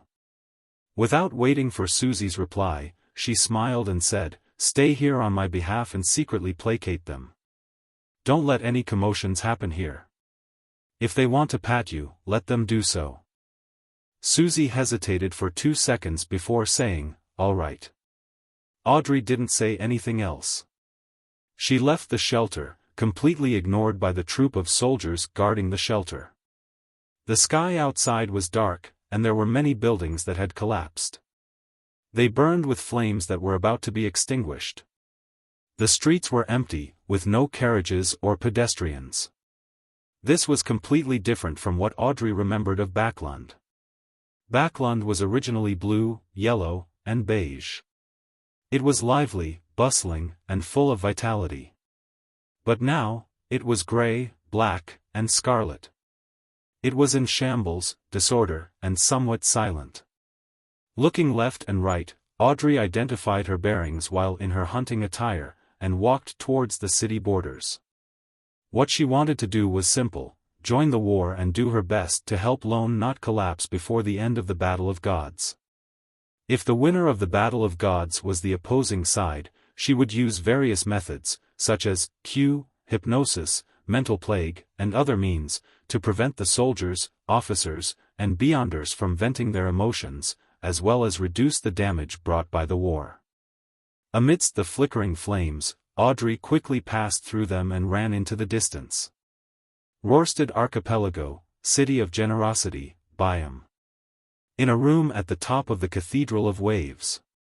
Dressed in a black cloak, Danitz met the legendary cardinal of the Church of Storms, the high-ranking deacon of the mandated punishers, Sea King John Cotman. Glancing at the muscles that filled up his priest robes, Danitz swallowed the words he was about to say, and he deliberated for a moment before saying, "I come with good intentions." For some reason, he felt that his skin was numb, as though invisible lightning was dancing on them. Good intentions? The tall, muscular, well-defined John Cotman grunted. I had already considered the fact that fellows from the sailor pathway are more irritable, making them incapable of telling the difference between a joke and sarcasm. Once their anger erupts, they don't even consider the overall situation. Otherwise, I wouldn't even need to speak like this. Dogs hit. Danitz mumbled to himself, maintaining his smile as he explained the resistance's intentions. John Cotman stared at the pirate whose affiliation with the Golden Dream remained unknown and suddenly sneered. "If we withdraw most of our strength, can you defend Biome and the archipelago? If you can't defend it, how are you going to guarantee that the interests of the lone migrants will be maintained when the Fasak and Fainapotter combined navy forces breached the defense lines?" As a demigod, he was extremely certain that sea god Calvetua had already perished. However, he didn't know who it was that was using the name of sea god, or if that entity had the ability to protect the Rörsted archipelago. That's a good question. Only with questions can there be room for a successful negotiation. In fact, Danitz had never thought of how the resistance would defend against the Fasak and Fainapotter after Lone's powerhouses were transferred back to Backlund. He fully believed that Gehrman Sparrow and Mr. Fool behind him had the ability to protect this place. As his thoughts raced, Danitz looked at the extremely oppressive Sea King and said, "I will pray to my lord and ask him to protect the Rörsted archipelago." "Oh?" Sea King John Cotman narrowed his eyes and took a step forward. The aura from the tyrant pathway made Danitz involuntarily take 2 steps back. He lowered his head and prayed on the spot. "Blessed of the sea and spirit world, guardian of the Rörsted archipelago, ruler of the undersea creatures, master of tsunamis and storms, the great Calvetua, please send down your powers to protect the Rorsted Archipelago." After the prayer, Danitz carefully cast his gaze out the window, but he didn't discover anything unusual. John Cotman sized him up for a few seconds before saying, "Your god doesn't seem to be responding, ahem." Danitz cleared his throat and felt his heart beating like a drum. At that moment, the sky outside suddenly darkened. It was as if a large number of dark clouds were flying over, blotting out the sun. Sea King John Cotman instinctively turned his head and looked out the window. He saw a shadow cast over the border between the sea and the sky. With his control of the archipelago's waters, scenes of the overall situation rapidly surfaced in the Cardinal's mind. The Rorsted Archipelago, along with the surrounding seas, was shrouded by thick fog. It became indistinct and surreal. A seabird flew past and attempted to land on the dock, but it failed to pass through it, unable to set foot. The commoners in the archipelago continued living normally, aside from noticing the brewing storm. John Cotman's dark blue pupils dilated significantly. He subconsciously turned his head to look at the sea god's blazing Danitz. Danitz's mouth gaped slightly as he forgot to close it. His shock was not lesser than the shock Sea King experienced. A few seconds later, the fog dissipated and the shadows faded away. Everything in the Rorsted Archipelago returned to normal. Danitz blinked. When Sea King John Cotman looked over again, Danitz chuckled and said, "My lord has responded to my prayers." As he spoke, the pirate with a bounty of more than 10,000 pounds slapped himself inwardly. Dog's hit. You actually dare to suspect Mr. Fool. Isn't this the might of Mr. Fool? John Cotman remained silent for a few seconds before saying, "I will consider your proposal carefully. I will immediately convene a meeting with the key figures in Byam to discuss this matter. I will give you an answer in an hour." Danitz lifted his chin slightly and laughed. "I will wait patiently." With that said, he followed his instincts as a hunter, and he indifferently bowed before leaving the room. Amidst the creaking sound, silver bolts of lightning lit up in the blue eyes of John Cotman. In the ancient palace above the fog, Klein threw the curtain back into the metal pot and sealed it again. He had used the power of a sequence one attendant of mysteries and stirred the power of Sapphira Castle to respond, creating a shocking effect for John Cotman. In another half a day, the attendant of mysteries beyond her characteristic will be separated, and the rest can be used to concoct the miracle invoker potion. Yes, when it's only at the sequence 2 level, I can attempt to use the power Sapphira Castle to shatter it and let the beyonder characteristics such as the Scholar of Yore and Bizarro Sorcerer to seep out in a shorter amount of time. That will lower the risk brought by the potion. Klein mumbled before rapidly returning to the real world. He wasn't situated in the dark moors anymore, but the frozen dusk of the Giant King's court. He had entered the Giant King's court before the City of Silver's expedition team arrived at the afternoon town encampment. Under the orange light, Klein felt the degeneration and exhaustion of his body.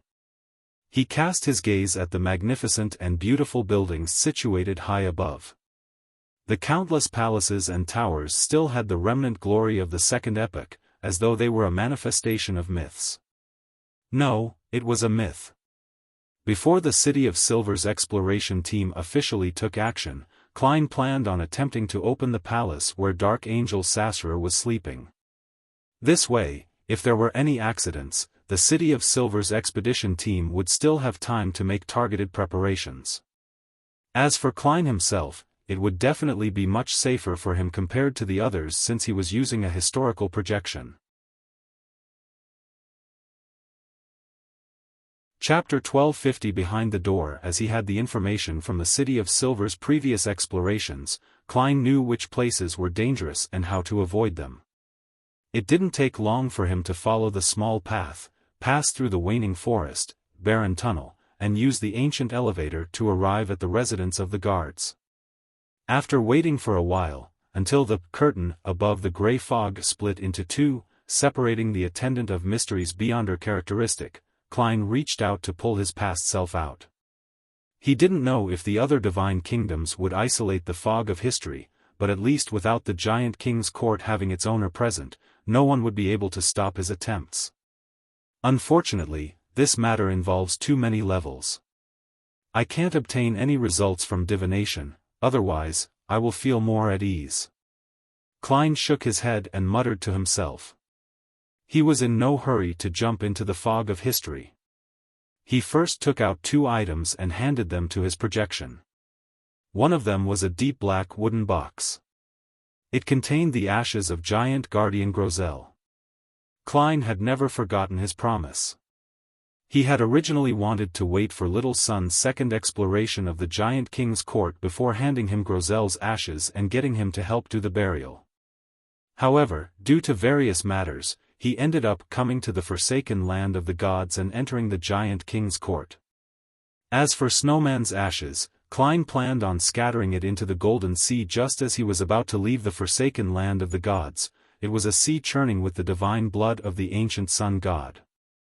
After handing over the urn and the black iron key from Vice Admiral Iceberg, Klein followed his usual practice and leaped into the fog. He dashed to the fragment of light that represented a time before the first epoch, and he allowed his consciousness to naturally shift to the projection he had summoned. This projection didn't hold the staff of the stars and only wore creeping hunger. This was because the palace that the giant king lived in was still quite a distance away. There were many troll statues blocking him, so Klein couldn't guarantee that he would reach his destination in 5 minutes.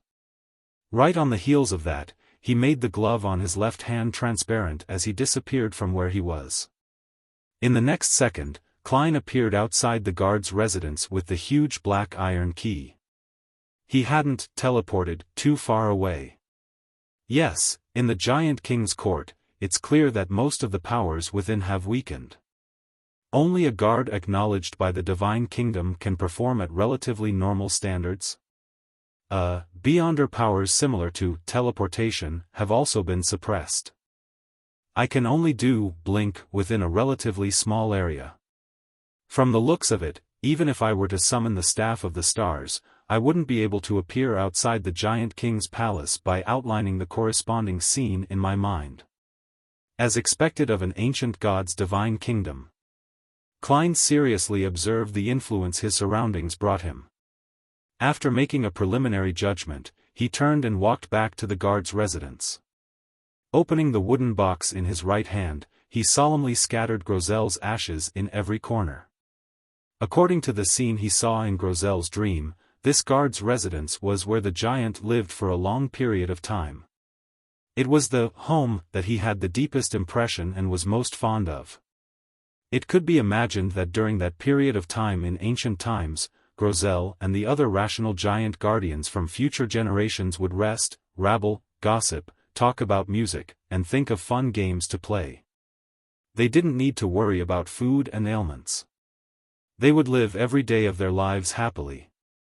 With the shaking of Klein's hands, the ashes scattered on the wall, the ground, the bedside, the tables, chairs, and stone pillars.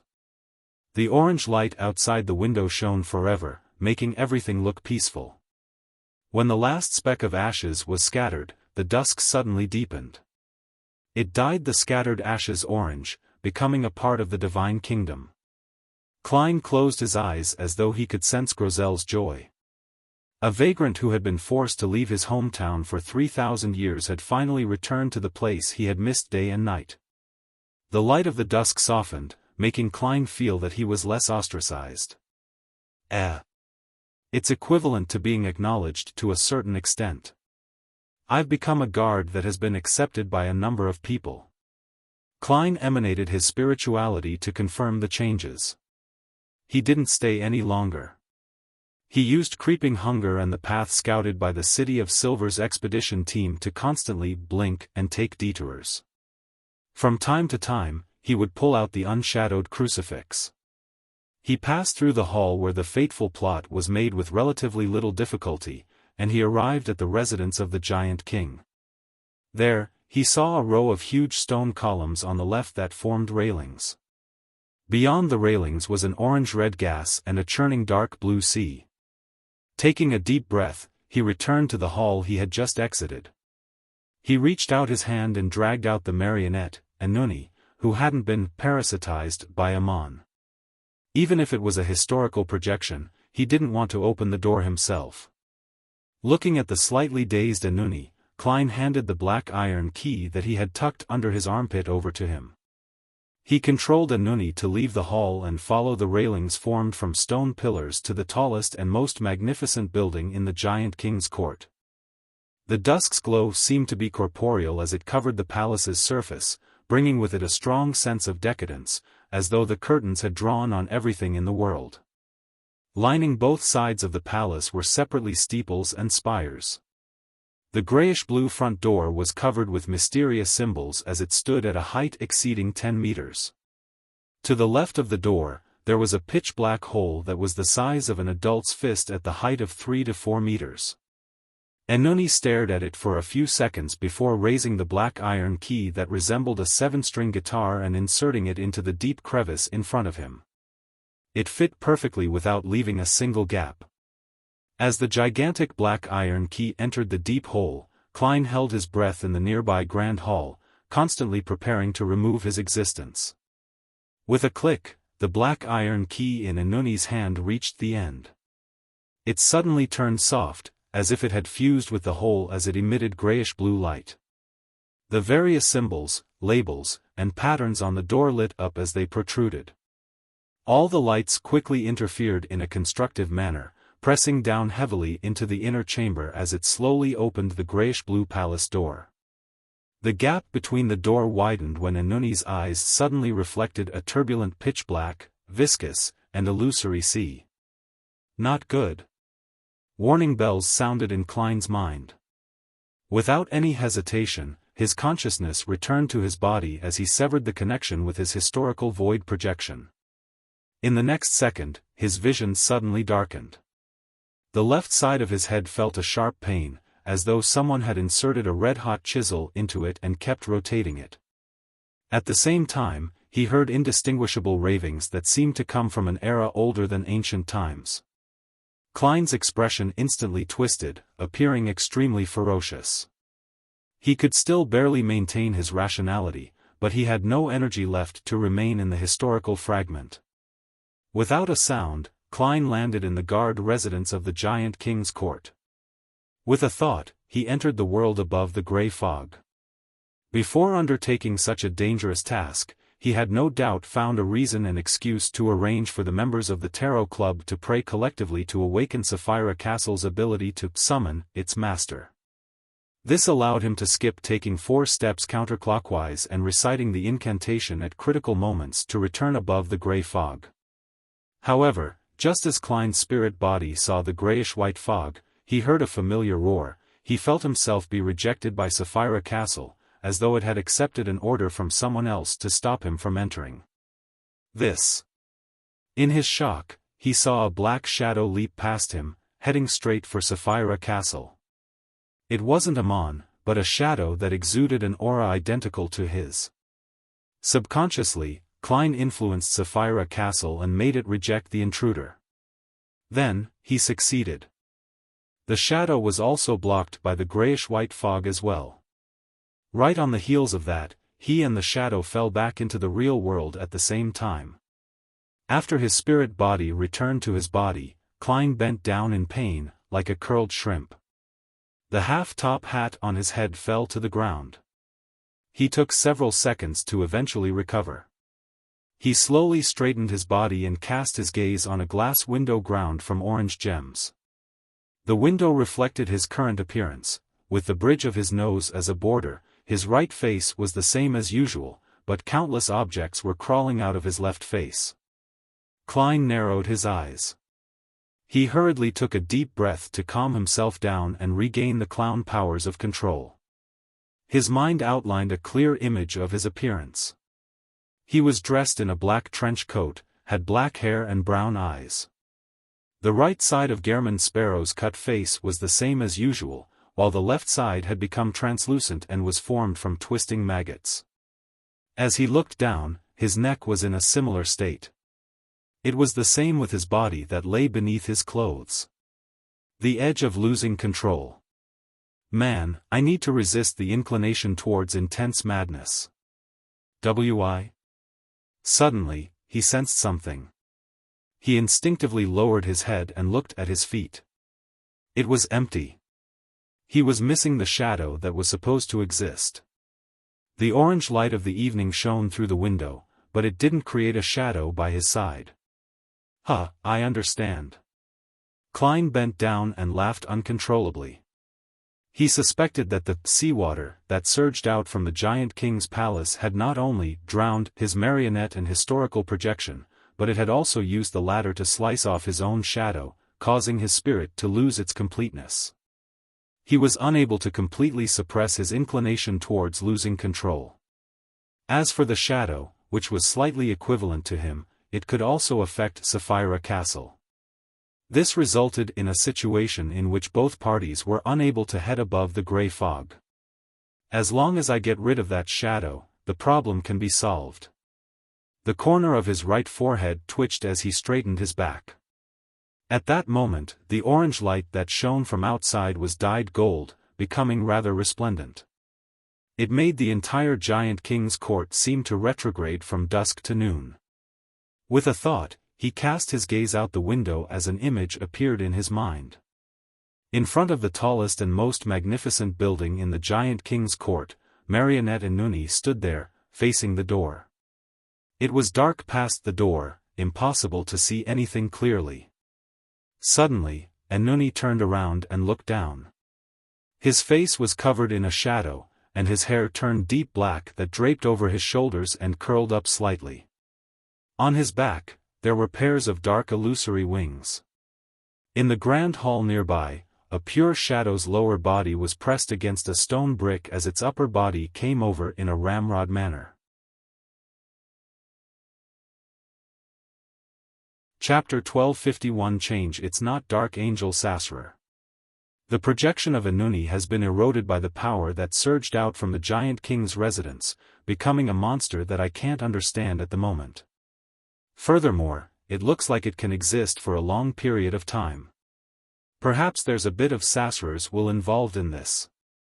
With his left hand covering his face, Klein allowed the worms of spirit to burrow through the gaps in his fingers freely. What he couldn't understand the most was something else. He had clearly opened the palace where the dark angel lay slumber, but the deities and kings of angels showed no reaction. According to Klein's imagination, when the surging sea gushed out, be it the true creator, the god of knowledge and wisdom, blasphemer Amon, or Amon's brother who ultimately hid behind the scenes, they should have immediately descended or appeared to confirm Dark Angel Sasra's present state or snatch whatever corresponding items. To his surprise, the entire giant king's court remained completely silent. No external powers exerted any influence. Could it be that they are still waiting for me to enter the giant king's residence and to come into contact with that deputy of heaven? The true creator said to meet Sasra. My spirit body and physical body haven't recovered from the corrosion, which means that the true creator's goal has yet to be achieved. As Klein's thoughts raced, he realized that he was unable to control his emotions, be it anger, sadness, worry, or depression. He couldn't help but pull the corners of his mouth up and let out a scoff. The only thing he was glad about was that this didn't affect his brain. He could still think and use all sorts of beyonder powers, but sometimes, his madness would suddenly be aggravated, turning him rash and aggressive. I wonder if the demigod of the mind has any way to treat this situation. In any case, the sealed artifacts or beyonder characteristics that I can summon can't do it. This is a result of an incomplete spirit. If I don't resolve my severed shadow, I probably won't be able to completely recover. However, perhaps there are methods that can allow me to temporarily return to normal. For example, create a virtual persona to make up for the incompleteness? Unfortunately, I can't enter Sapphira Castle. Klein's thoughts were in a mess as the scenes that surfaced in his mind gradually vanished. He then picked up the half-top hat that had dropped to the ground and wore it. Then, through the huge glass window formed from ground orange gems, he observed the changes in the giant king's court. Unlike before, an illusory sun appeared high in the sky, allowing the magnificent building complex situated in the frozen sunset to enjoy the sun at noon. The troll statues that stood guard in the various palaces seemed to be draped with a cloak weaved out of shadows. Enuni, who had a pair of black, illusory wings on his back, and the shadow that originally belonged to Klein jumped over the railing and glided towards him. Klein's gaze froze as he subconsciously took a few steps forward, intending to fight the enemy. But very quickly, he snapped back to his senses and checked his current state. He quickly retreated to the ancient elevator, pulled the switch, and landed back in the barren tunnel. Then, with blink, he appeared near the waning forest and ran all the way to the edge of the giant king's court. His intuition told him that in his current state, he had no means of defeating the mutated Enuni and his separated shadow. Of course, he had the confidence if it was just the latter. When he arrived at the edge of the radiant sunlight, he turned and saw that Enuni and his shadow hadn't chased after him. It was as though there was a limit to their range of activity. There's no way to leave the giant king's residence, or should I say, be too far away from Dark Angel Sasrer. Just as this thought flashed through his mind, Klein saw the illusionary sun atop leap from the center to the west. The dusk's colors once again enveloped the divine kingdom. Klein carefully observed all of this and was in no hurry to leave the giant king's court. Not long after, the illusory sun plunged into the palace where Dark Angel Sasrer slumbered. Darkness became the ruler of the giant king's court. The darkness was different from the one found on a normal night. There was no moon or starlight, only blurry shadows. Standing in this darkness, Klein had a nagging feeling that someone was clinging to him from behind. However, he clearly knew that it was an illusion and didn't turn around recklessly. A few minutes later, the illusory sun rose, and the light of dawn dispersed the darkness. The power that surged out from the Dark Angel's chamber has changed the giant king's court despite it being an ancient divine kingdom. It really is a power that's close to that of a true deity. At the very least, it controls a uniqueness, but which pathway's uniqueness would it be? The generated changes include blazing sun, darkness, degeneration, and mutation. This is a little contradictory. It doesn't seem like the result of a single uniqueness. Besides, the uniqueness of the sun pathway is definitely with the eternal blazing sun. The shadow and degeneration is brought about by darkness, which is undoubtedly with the true creator. When I opened the door, I saw an illusory, pitch-black, viscous ocean. It's related to the Chaos Sea? Klein shook his head as he continued observing. This continued on as he waited for the City of Silver's expedition team to rendezvous with him. Backland, at the border of the city. As soon as Audrey entered, she discovered that the fog had become unusually thick. Visibility had been reduced to 5 meters. The howling winds swept through the fog, bringing a sense of clarity from time to time. However, it was soon filled with surging whiteness. Audrey's eyes suddenly turned golden, allowing her to see even further. As she carefully treaded, the fog in front of her suddenly became much thinner. At the same time, her beyonder powers suffered a retrogression. The weakening of mysticism. The concepts and information previously mentioned by Mr. World flashed across her mind. Boom! Boom! Boom! Multiple salvos from Backland fired ahead, causing the shells to leave trails of red, blue, silver, or black in their wake as they bombarded the enemy's base. However, in the next second, these shells encountered invisible barriers and exploded in midair, making the transparent wall tremble. At this moment, a rather blurry figure appeared in the distant, thick fog. He was in human form, but he was more than 10 meters tall.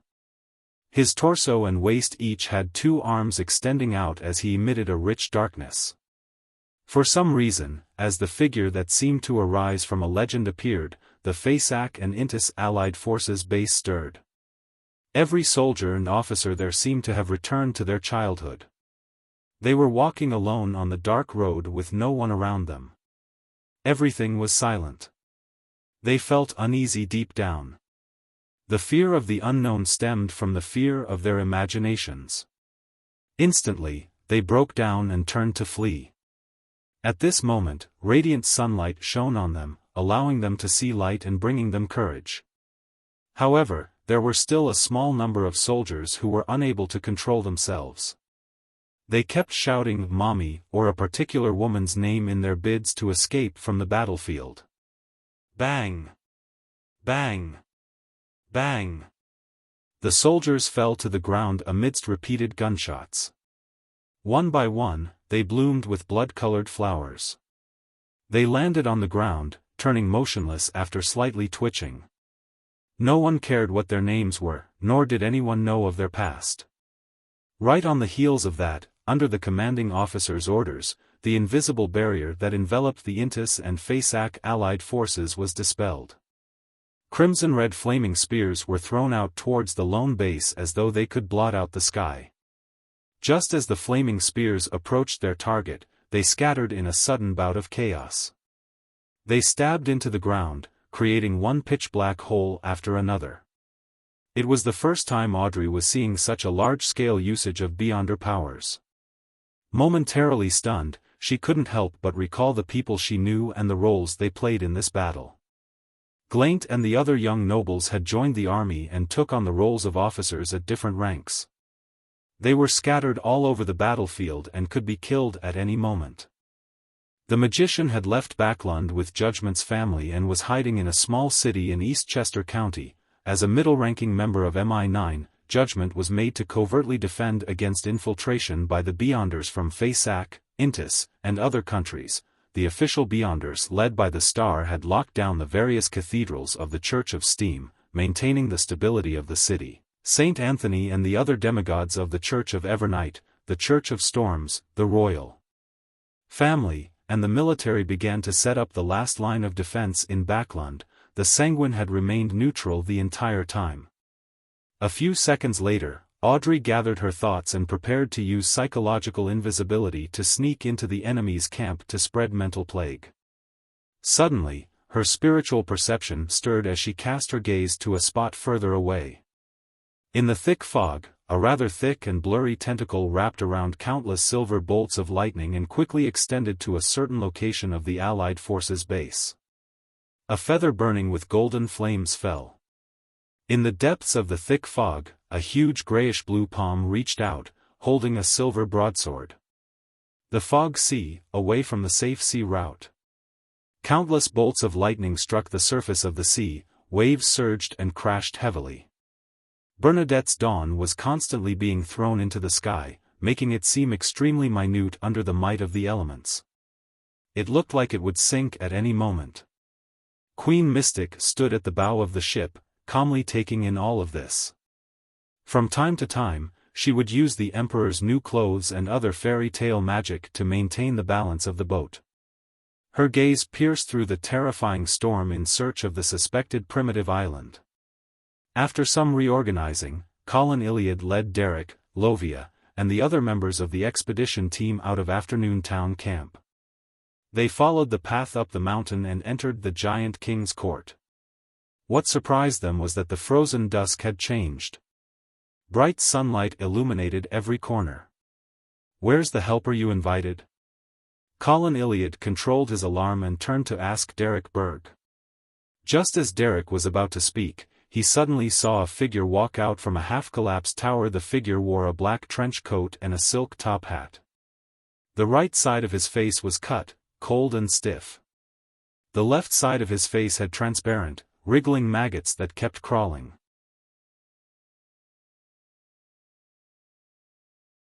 Chapter 1252 Mr. Clown. When they saw the figure walking out from behind the collapsed tower, the members of the City of Silver's expedition team immediately put up a defensive stance, ready to attack or provide any defense. In their eyes, the man wearing strange clothes and a strange hat was equivalent to a monster, a particularly terrifying one at that. Even normal Beyonders would view themselves as monsters after being subject to such a physical mutation. Upon seeing the reactions of the half-giants, Klein grinned widely and said with a beaming smile, "Hello everyone, I'm Gehrman Sparrow. All of you should be glad that I can still control myself. Otherwise, you would have lost your minds because you looked at me directly." As he spoke, the transparent maggots on the left side of his face and neck were still squirming slowly. Beneath the clothes on the left side of his body, there were protruding marks that gently squirmed. A monster. The members of the City of Silver who were not demigods were increasingly certain of their own judgment. You are the war, no, Mr. Sparrow?" Derek Berg finally managed to recognize Mr. World, who he had met once. Klein raised his left palm and covered his left cheek. He smiled and said, "Life is always about encountering the unexpected." Without waiting for Little Sun to respond, he paused and said, "I have already opened the door to the Giant King's residence." This brought about some accidents, causing the Divine Kingdom to change. "The door to the Giant King's residence has already been opened?" The grizzled and scarred Colin Iliad narrowed his eyes. He subconsciously looked up at the magnificent buildings shrouded in golden sunlight. However, due to the distance, he couldn't see the situation at the apex. However, to have the frozen sunset become replaced by the blazing sun at noon had explained many things. Klein's gaze swept across the City of Silver's chief and elder Lovia, who was dressed in black armor, of the 6-member council. He then looked at the sun and continued with a smile, "This has also brought me some negative effects, just as you have already noticed." At this point, he clapped his hands and said in a commanding tone, like an adult instructing children, "All right, Beyonders below the level of demigod are to fall back. The Giant King's court after the anomaly is not a place you can enter." The members of the expedition team, apart from Colin, Derek, and Lovia, felt an inexplicable sense of fear as they cast their gazes at the chief. Colin Iliad remained silent for a few seconds before turning to them and saying, "Leave the Giant King's court and wait at the periphery.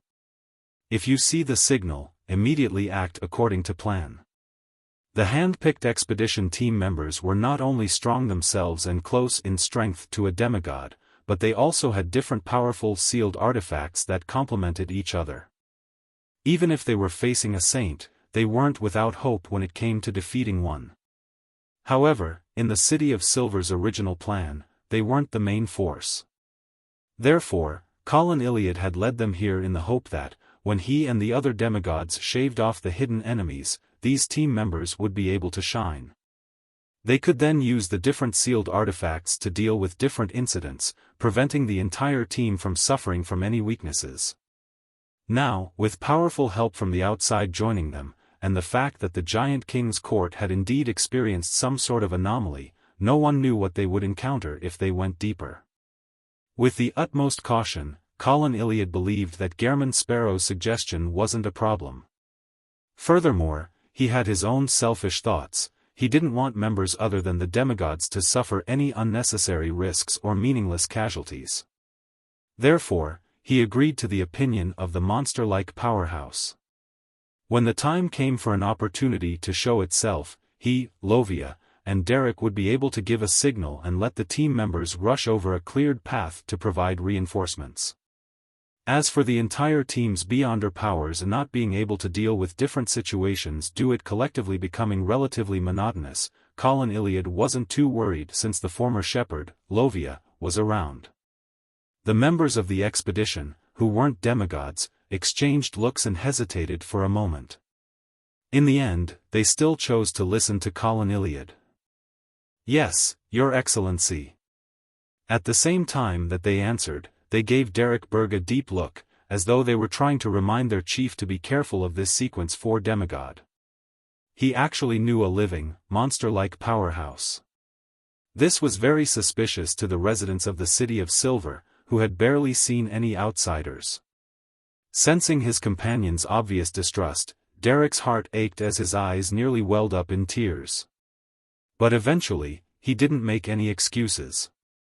He maintained his silence and straightened his back. After the other members of the expedition team retreated from the Giant King's court, Klein smiled and pointed at the 2 demigods. Let me guess. You must be the chief of the City of Silver, the former demon hunter, the present Silver Knight, Colin Iliad. You are the Hanged Man's believer, Black Knight Lovia, who had helped him shepherd. Lovia's grey eyes, which were hidden behind her visor, narrowed. You really look like a clown. The Hanged Man? Upon hearing Mr. World's words, Derek almost doubted his ears. He even imagined that Elder Lovia had something to do with Mr. Hanged Man, but he quickly remembered the exact image of the fallen creator, a naked man hanging upside down on a cross. Mr. World used the Hanged Man to refer to the fallen creator. Elder Lovia chided him for being impolite? Derek, who had just exceeded 2 meters in height, nodded thoughtfully as he praised Mr. World's guts from the bottom of his heart. He actually dared to give a true deity a nickname, and even said it out loud in front of his follower.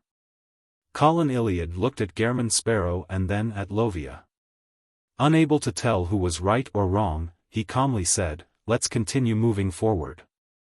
He had already pulled out the 2 swords on his back and allowed them to be blanketed with the dawn's glow. No problem. With a smile, Klein turned around and walked to the left of a huge stone staircase with the 3 demigods of the City of Silver. After walking for a while, they saw the familiar rugged pathway. On one side of the road was a towering cliff, and on the other side was an afternoon sun-soaked, bottomless cloud. At this moment, Klein and company felt the vibrations of the ground. They saw large amounts of illusory, pitch-black gases surging out from deep within the golden cloud. With a whoosh, the rugged pathway collapsed, falling into the dark, water surface. Beneath the water surface, there seemed to be invisible maelstrom lurking. Huh, it collapsed. There's no way out. Huh. Klein bent down laughing loudly, making Colin's, Derek's, and Lovia's nerves tense up. It took Klein a few seconds to regain control of his emotions. He straightened his body and took out a piece of white paper from his pocket with a smile plastered across his face. He folded it into a plane. Phew. He blew at the head of the paper plane, swung his arm, and threw it towards the clouds that had been devoured by darkness. At the same time, the glove on his left hand was covered with slippery fish scales. Upon seeing this scene, the originally confused Colin Iliad nodded slightly before casting his gaze at the flying paper object. A violent wind stirred as it carried the paper plane forward in flight for a few seconds. Then, it suddenly dissipated, and like a stone, it rapidly plummeted into the dark clouds, without causing any ripples. From the looks of it, flying is useless. Klein turned halfway around and smiled at Derek and company. Lovia didn't respond as she released a translucent soul that enveloped a piece of gravel. In the blink of an eye, that piece of rock disappeared from its original spot, blinking, to a spot above the dark clouds. Following that, it fell down uncontrollably and sank into the clouds. Teleport doesn't work either, Lovia said in a slightly deep voice. As Klein pressed at his abdomen, he bent down and chuckled before saying, "It looks like we can only enter through the main entrance." Derek immediately turned around and was about to head back when Colin Iliad and Lovia looked at each other and nodded indiscernibly. The 4 demigods quickly returned to the huge, grayish-white stone staircase and looked up. Above the flight of silent stairs which had very high steps, the majestic city walls were covered with burn marks. There were even arrow shafts as thick as ordinary trees. In the middle of the city wall was a door that was tens of meters tall. It was grayish-blue in color and there were golden nails embedded on its surface. On both sides of the door stood a guard that stood at 6 meters tall in a domineering manner. They wore exquisite silver full-body armor, one holding a great sword, the other a huge axe. Behind their visors was an orange glow. Silver Knight. These were 2 Silver Knight's guards. Without wasting any time, Colin Iliad quickly retracted his gaze and said to Gairman Sparrow, "I'll hold back one of the Silver Knights. Quickly finish off the other one." He wasn't very sure of Gairman Sparrow's strength, but from the admiration and respect that he sensed from Derek Berg, as well as the fact that he had opened up the residence of the Giant King, he determined that this demigod who was blessed by the fool was no weaker than him. Under such circumstances, whether it was Gehrman Sparrow or Colin Iliad, it wasn't difficult for them to quickly kill a Silver Night Guard with the help of Lovia and Derek.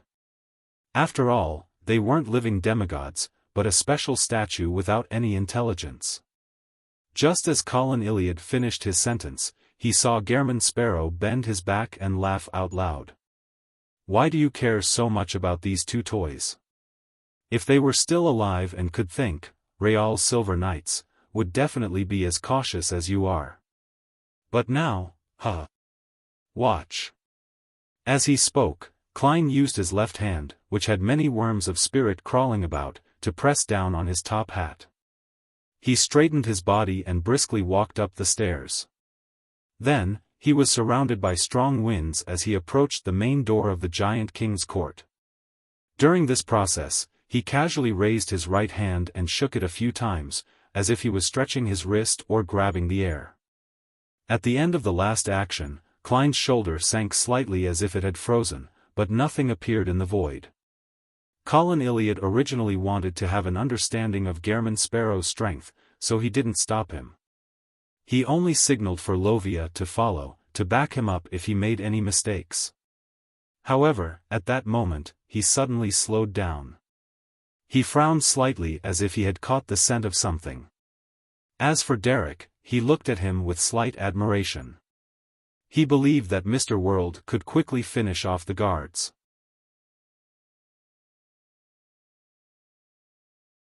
Chapter 1253 I Wish You Well. Only when Klein was about to reach the end of the flight of stone steps did the two Silver Knights guards outside the Giant King's court react.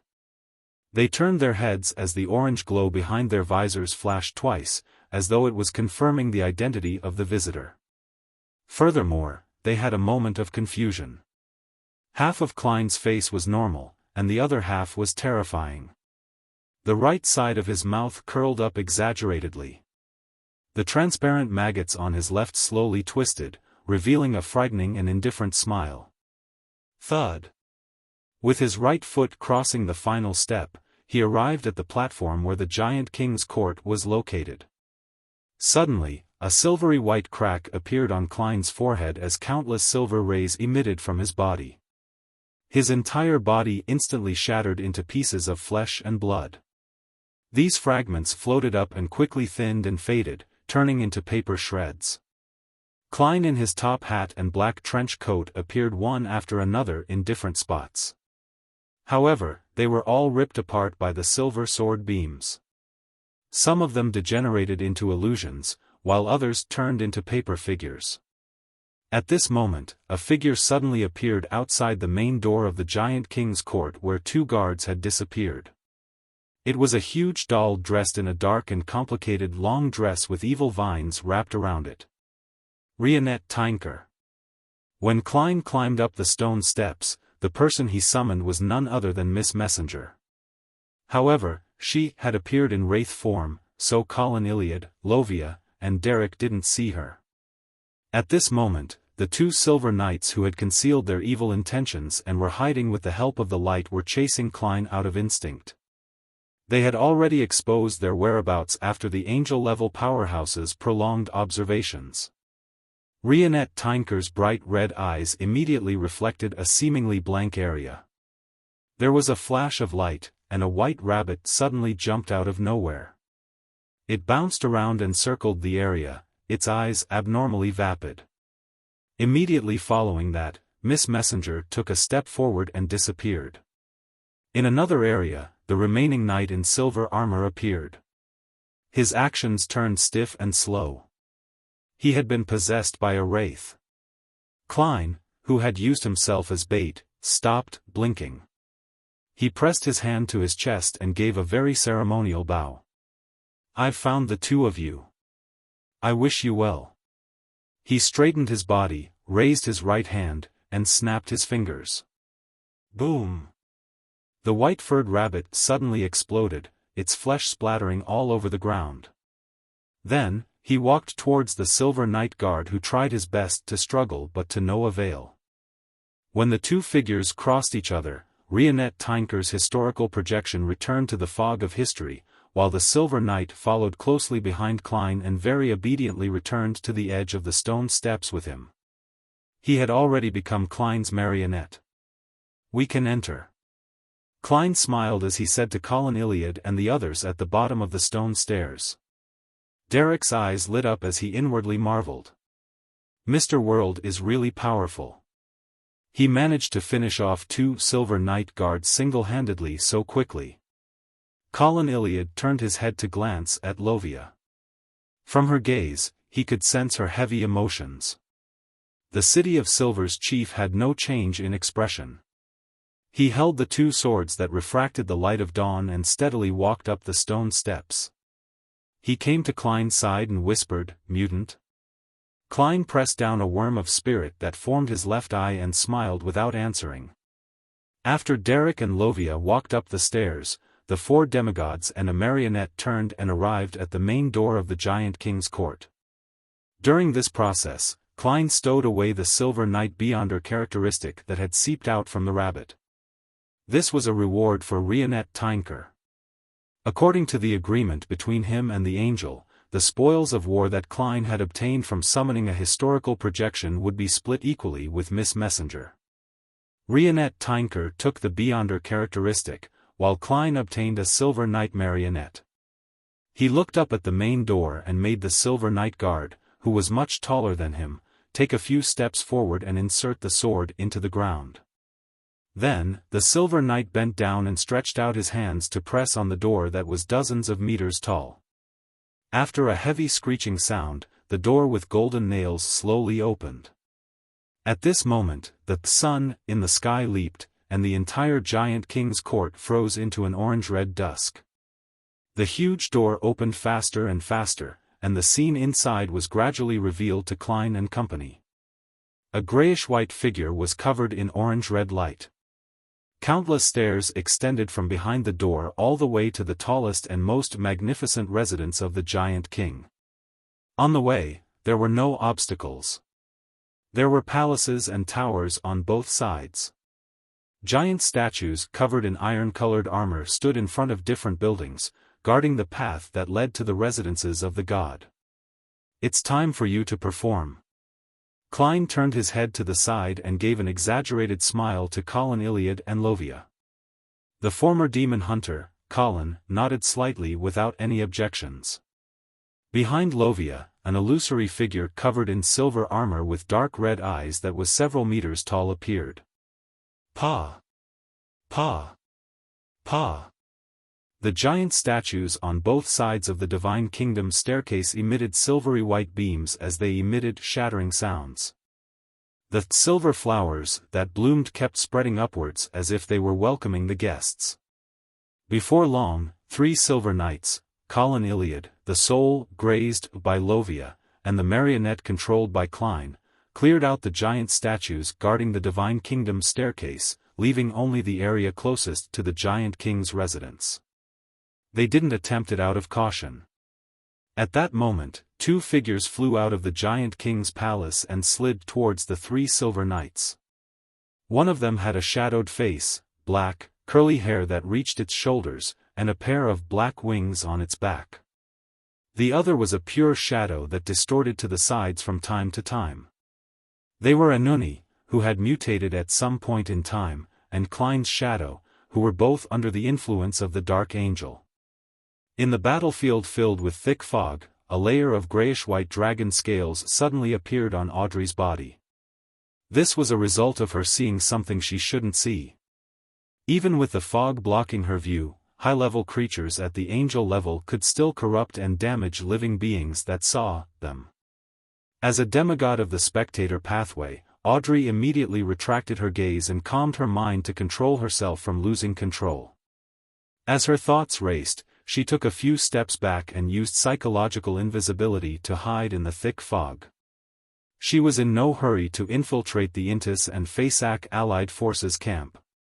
She was waiting for an opportunity, one that she believed would definitely appear. Time passed by so slowly that Audrey imagined that it had stopped. After an unknown period of time, she finally saw the fog over the Allied forces' base turn dark, like the sun plunging past the horizon. Night had begun to rule this world. Silently, the Intis, Fasak soldiers and officers closed their eyes and fell asleep. This included many other Beyonders. Audrey, who was hiding not far away, also fell asleep. However, as a dreamwalker who had been cued in advance, she managed to stay lucid. Then, without knowing how long the opportunity would last, she used dream traversal to enter the Intis, Fasak Allied Forces base. She walked among the soldiers and secretly left behind the seeds for a mental plague. This plague could make the infected panic, fluster, and break down emotionally. It was difficult to be placated with normal methods. Hum. The sound of a horn pierced through the gaps between reality and dreams, shattering the hazy world and awakening the soldiers and officers. Audrey didn't hesitate. At the instant before the dream completely shattered, she traversed to the other end of the camp, far away from the group that had planted the seeds of mental plague. In the next second, the dream world completely collapsed, forcing her back into reality. She appeared at the borders of the Intis, Fasak Allied Forces base. Thud. A silvery white beam lit up, exploding beside Audrey, tearing apart the fog. Audrey didn't panic because being attacked was within her expectations. After entering the Intis, Fasak Allied Forces camp, she knew that her psychological invisibility was very likely to be seen through by others using other clues, such as not being able to completely conceal her malice. Therefore, apart from her psychological invisibility, she also used similar techniques and Hand of Horrors disorder to create another fake version of herself to mislead the possible attackers. In other words, there was still a layer of illusion hidden under her psychological invisibility. And the facts proved that Audrey's understanding of the enemy was correct. The fake version of her had indeed encountered a sudden attack. Taking this opportunity, she retreated into the depths of the fog. Then, a grayish-white dragon that was still in human form appeared. It had mysterious and three-dimensional symbols engraved on its huge scales. They were infiltrating inwards and extending outwards, as though they were interweaving into something indescribable. Something that didn't belong to reality would cause one's mind to go into a frenzy and distort their thoughts just by looking at it. At the same time, a figure dressed in a Fasak general's attire appeared at the spot where Audrey was standing. His face, neck, and palm were covered in silver armor, giving off a cold feeling. Enuni and Klein's shadows landed on a platform covered in orange light. The three silver knights retreated and returned to Derek's and Klein's side. Klein raised his hand to cover his left cheek and laughed at the shadow and Enuni. It looks like you can't leave that area.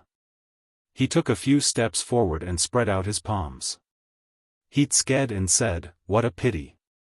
That way, you won't be able to hit me." Bang! The shadow opened its mouth and released an air cannon.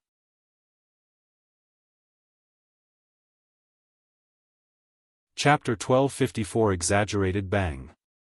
When the shadow blasted an air cannon forward, Klein acted as though he had sensed it ahead of time. His body jerked backward, and he somersaulted in the air, landing steadily several steps away. During this process, his right hand continued to press down on the half-top hat on his head, making him seem rather relaxed. Seeing that Enuni and the shadow didn't attempt to chase and continue their attacks, the smile on his face became even more obvious. It's really impolite to interrupt others while they're speaking. I wanted to discuss how to deal with you in front of all of you, but I can only avoid that now. As he spoke, his left face, which formed from a cluster of transparent maggots, trembled twice, as if he was trying to wink at his former marionette and his former shadow. Then, with a beaming smile on his face, he walked back to Colin Iliad, Derek, and Lovia and shrugged. The owners of this place aren't welcoming us. We can only head out and discuss how to resolve the problem, them. Colin Iliad didn't think lowly of this exaggerated powerhouse just because he didn't seem capable of controlling his emotions. This was because he had shown his expertise and meticulousness towards detail when handling the previous matters. This wasn't something a demigod who had lost his mind could do. All right. The City of Silver's chief responded to Klein's suggestion. Of course, Derek had no objections, while Lovia remained silent and didn't say a word. Hence, the four demigods and the Silver Knight marionette retraced their steps. They walked out of the giant king's court's door, and Klein even got the silver-armored guard to pull the huge door and slowly close it. It appeared like a very polite gesture. Throughout the entire process, Anuni, who had layers of black wings on his back, and the pure shadow just stood watching. They didn't attempt to stop him, as though an invisible wall had restrained their movements. After a while, dusk dissipated and darkness descended. All awaited the light of dawn to illuminate everything. In this quiet and dead world, a ray of light finally rose, bringing with it a long-awaited dawn. At this moment, Anuni and the shadow heard knocking sounds at the door of the giant king's court. Someone was knocking on the door. Knock, knock, knock. After this continued a few more times, the door let out a creaking sound as it opened heavily. Wearing a black trench coat, Klein maintained the smile on the right side of his face as he entered the giant king's court first. He walked up the stairs step by step, and the other demigods, along with his marionette, followed one step behind. After reaching the end of the halfway, Klein stopped and said to Anuni and the shadow, who were more than 10 meters away, "Please forgive me for not waiting for you to say, 'Come in.' Perhaps it's because this spot is too far from the main door, so you didn't hear my knocking. As you know, as a gentleman, I only know how to use my fingers to strike, not slap with my palms." The moment he finished speaking, Anuni, who hadn't spoken since the beginning, spoke. "Next, you'll deal with Shadow by yourself and let the people of the City of Silver hold me back." "Oh." Klein let out a loud nasal grunt while wearing an exaggerated smile, as though he was waiting for Anuni to give a further explanation. At the same time, he raised his left hand and pressed his face. The transparent and twisted maggots began to squirm about, some boring in, others crawling out and quickly completing an exchange.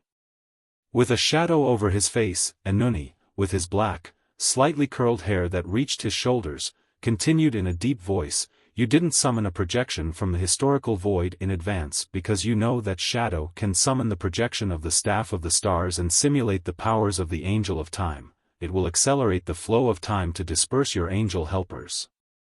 Similarly, he didn't make any preparations because of the same reason. And if you summon a saint that can last longer, he can do the same. Both of you offset each other. I hate playing cards with myself. Klein nodded heavily, expressing his agreement and laughed out loud. Anuni, whose face was blurry, glanced at him and the three demigods of the City of Silver. "Therefore, you turned the Silver Knight guarding the door into your marionette, planning on using it as a chip to tip the balance. This problem is his, not mine. He actually doesn't have a target to turn into a marionette. Or perhaps, why don't you sacrifice yourself?" The corners of Klein's mouth curled up as he said to his former marionette, "Anuni." Anuni retracted his gaze and turned to examine Colin Iliad, Derek, and Lovia. "You and Shadow cancel each other out. The prerequisite for using a marionette to win is that they can hold me back."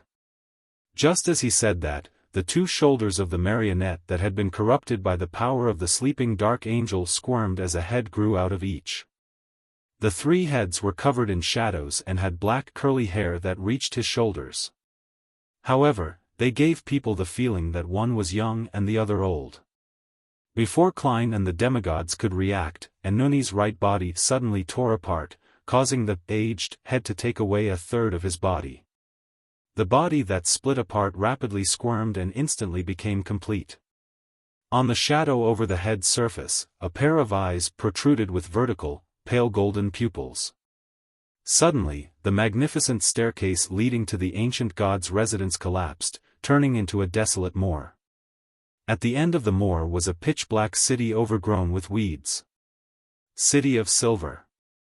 Derek's heart tightened upon seeing such a realistic scene. He was worried that the unknown enemy would drag him and the other demigods to the City of Silver and destroy it. As for Lovia, her gaze froze as her body trembled when Enuni grew 2 heads. It was as if she could sense the aura of an absolute high-leveled entity. Colin Iliad surveyed his surroundings and crossed his 2 swords that were covered in the light of dawn before pushing them out. He said in a deep voice, "This is fake." At this moment, Klein covered his mouth with his left hand that was made of transparent maggots. He yawned and asked Enuni's main body with a smile, "Will you be stronger in dreams? Or can you cross the boundary and launch an attack?" "Yes, if it were me, I would definitely consider using a dream to lure the enemy into entering my attack range." The moment he said that, the desolate moor and the distant castle dissipated at the same time. The magnificent staircase, which was illuminated by the light of dawn, appeared once again. At this moment, the left side of Enuni's body tore away. The young head had taken away a third of his flesh. The shadow covering his face was quickly replaced by a resplendent golden light. It was as if there were 2 miniature suns in his eyes. The sun? Klein first voiced out a question before laughing so hard that he couldn't straighten his back. "Huh, you want to use the unshadowed domain to break through the Silver Knight's light concealment?" "Yes, we have 3 Silver Knights on our side. That is worthy of your attention, but have you considered the feelings of Shadow? You don't, you only think of yourself. He's only a shadow, so have you considered how weakened he would be in the unshadowed domain?" At this point, Klein laughed even louder. Even the transparent worms of spirit crawling on his left face sped up their movements. "Ha ha ha ha, also, have you thought about the beyonder powers of corruption, degeneration, and darkness? Have you seriously considered the negative effects that the unshadowed domain will bring you?" After laughing, Klein straightened his back and asked seriously, "How should I address you now?" "NN? You? NNI?" Enuni, whose main body was still covered in shadows, slowly took a deep breath and said, "If you had chosen the hunter pathway, you would definitely be stronger than you are now." Before he could finish his sentence, the layers of black wings on his back suddenly spread out. They kept expanding, covering the sky and wrapped towards the magnificent staircase. Faint shadows immediately covered the area. Then, Enuni directly crossed the invisible boundary and descended in front of Colin Iliad, Lovia, and Derek. He actually had the means to break through the obstruction. The young him, who had split off as the Sun Saint, immediately raised his arms. The light of dawn turned blazing hot, illuminating every corner of the magnificent staircase, leaving no shadows. Nothing could hide within. Unshadowed domain. However, the shadows around him didn't fade. The dark wings that enveloped Enuni's body blocked out pure sunlight. As for Shadow, it seemed to be covered in a cloak. Although it was much dimmer, it didn't show any signs of weakness. At the same time, Enuni's split-off aged body pushed out his right palm. A violent but illusory gust of wind appeared around him, carrying with it an invisible, multicolored intent that gushed towards Klein and his Silver Knight marionette. Mind deprivation. It could awe the target, make him feel fear, show signs of frenzy, or lose a portion of his rationality. And now, because Klein's spirit was incomplete, he was on the brink of losing control. He couldn't even control his emotions and reactions very well. If he were to suffer the effects of mind deprivation, there was a high chance that he would lose control on the spot and break down into a monster. Enuni understood what had happened to him and understood his weakness. The moment he launched the attack, he allowed the spectator saint to use an area of effect attack that Klein would find difficult to defend against and find unbearable. The strong winds that were tainted with all kinds of emotions and will instantly engulfed Klein. However, half of the crazy adventurer, who had half a normal body and half a terrifying body, didn't show any sign of warped expressions, manifestation of godhood, or physical breakdown. Instead, his exaggerated smiling right eye became extremely calm. While waiting for the City of Silver's expedition team, he had already summoned Miss Justice and got her to make up a virtual persona that stemmed from his lampooning, clown-like character, allowing his spirit to become complete for a certain amount of time. This was the reason why he appeared relatively rational when he left the guard's residence, only to appear exaggerated and crazy when he rendezvoused with the City of Silver's expedition team. Furthermore, this virtual persona could also withstand several attacks from the mind domain. The coldness in his eyes quickly faded away. The corner of his right lip curled up, becoming symmetrical with a curled worm of spirit that was crawling on the left. This was a sincere smile.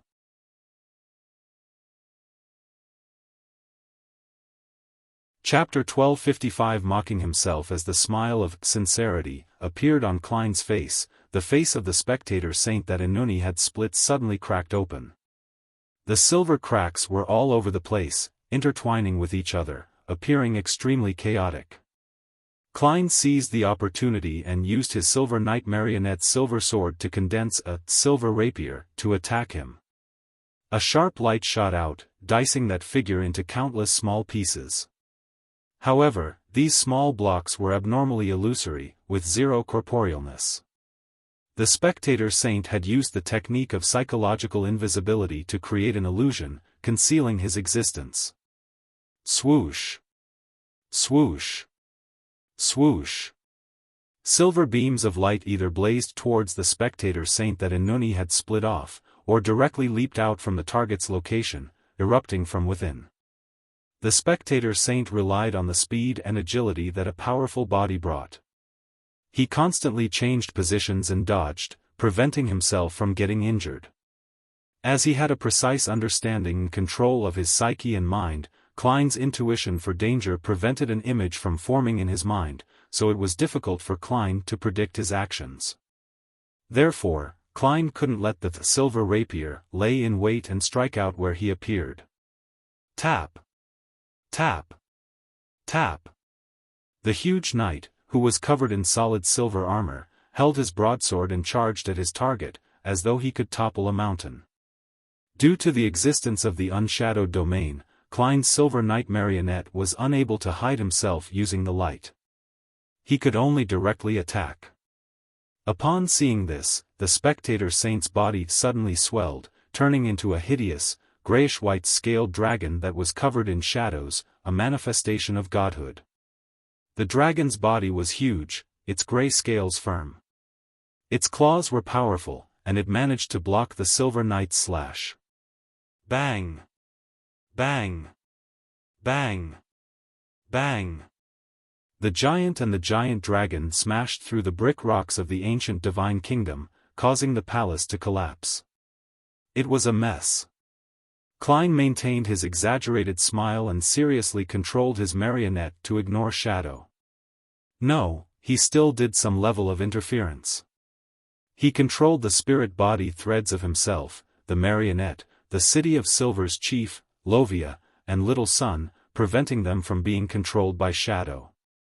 From time to time, he would reach out his hand and summon the historical projection that Shadow was attempting to summon. This effectively cancelled out both parties' efforts. Apart from that, Klein didn't even glance at Shadow. Shadow wandered for a while before opening its mouth helplessly and making a banged sound. An air cannon shot out and struck the silver knight marionette before exploding. Amidst the rumbling sound, the marionette only shook slightly before returning to normal. The silver armor he wore didn't show a single crack. Ha! Upon seeing this scene, Klein laughed out loud, giving off the feeling that he was about to bend over in a fit of laughter. How could he not be aware of how weak his attacks and defense were? When the two core skills of controlling spirit body threads and the summoning of the historical void projections were rendered ineffective, Shadow, who had no marionettes, could only watch from the side. Be it air cannons, flame controlling, illusion creation, or the clown's combat ability, they were all just embellishments or support. Likewise, Klein didn't attack Shadow, because he knew how frustrating it was to deal with paper figurine substitutes, flaming jump, damage transfer, and illusion creation. He knew that there was no way he could deal with the other party in such a short period of time. He might as well let him be a member of the live audience. After all, he couldn't affect the battle. Upon hearing the mocking laughter, the pitch-black Shadow froze for a moment before pouncing forward. It approached Klein and targeted him with attacks. On the other side, when Inuni's true form landed in front of the three demigods of the City of Silver, Colin Iliad quickly glanced at Derek before looking away. He crossed his swords, forming a cross that blocked the path ahead. While doing this City of Silver chief's clothes tore apart by his rapidly expanding muscles. In the blink of an eye, Colin Iliad had turned into a giant that was nearly 6 meters tall. His body was grayish-blue and his muscles were bluish-black. He was a ripped giant. There was a dark crack on his forehead that seemed to be capable of attracting the souls around him, and his eyes were gone. Every inch of the giant's skin and flesh contained immense power, infinite mystery, and a strange spiritual influence.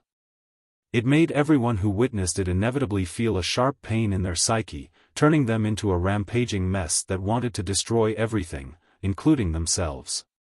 Inside the unshadowed domain, Colin Iliad didn't need to worry that the Divine Kingdom suppression would prevent him from controlling this incomplete mythical creature form, causing him to completely lose control. The invisible barrier around him immediately shrank, turning into silver, sticky, liquid metal that covered his entire body and solidified into an armor that couldn't be shaken.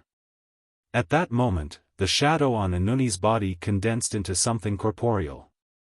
It made him turn into a giant that was several meters tall. He held a black greatsword and wore black full-body armor. Black Knight. Clang! The black great sword cleaved straight down and was held back in midair by two swords formed from the light of dawn. The shadow beneath Inuni's feet and the illusory black wings on his back extended outwards in an attempt to envelop Colin Iliad. Almost at the same time, rays of the light of dawn formed around Colin as they swept forward. The storm that was filled with pure fragments of light swallowed Inuni's shadow, only to be blocked by his black wings. Clang! Clang! Clang! Bang! Bang! Bang! Colin Iliad's Silver Knight manifestation and Inuni's Black Knight transformation clashed violently, producing a spectacular light show as the tower collapsed. As for Derek, he leaped out with Thunder God's roar in hand after receiving the chief's signal, heading straight for the Sun Saint. Amidst the howling winds, he brandished the ghostly blue hammer that was wrapped in lightning. He appeared like a sailor of the storm pathway, not a beyonder of the sun domain. The Sun Saint never expected that the unshadowed opposite him would be so rash that he chose to engage in close combat. Unable to react in time, he could only use his instincts to dodge to the side. With a loud crack, a silvery white light burst out from the place he was about to step in. It quickly engulfed him and tore his body apart. The Silver Knight evil spirit that Lovia grazed also targeted the Sun Saint as it unleashed its attacks. A golden glow surged out of the Sun Saint's body like a tidal wave, melting the silvery white light, forming a layer of armor made of light, and a huge mace. Boom! The mace blocked Thunder God's roar, causing the snaking bolts and light to fly everywhere. At the same time, the Sun Saint's body emitted a warm glow that caused the Silver Knight evil spirit to suddenly turn illusory as if it was evaporating. It caused the black-armored Lovia's body to pale. The degenerate aura quickly dissipated, causing the Silver Knight marionette to weaken greatly. Purification. This was the core power of an unshadowed. It was extremely effective against wraiths, the fallen, and the unclean. Faced with the purification, Lovia could only summon her Silver Knight evil spirit back and not let it out to graze. She could only use the corresponding beyonder powers to make up for her weakness. Whoosh! Whoosh! Whoosh! Silver beams of light occasionally blinked, flying at high speeds, forcing the Sun Saint to block and duck to protect himself.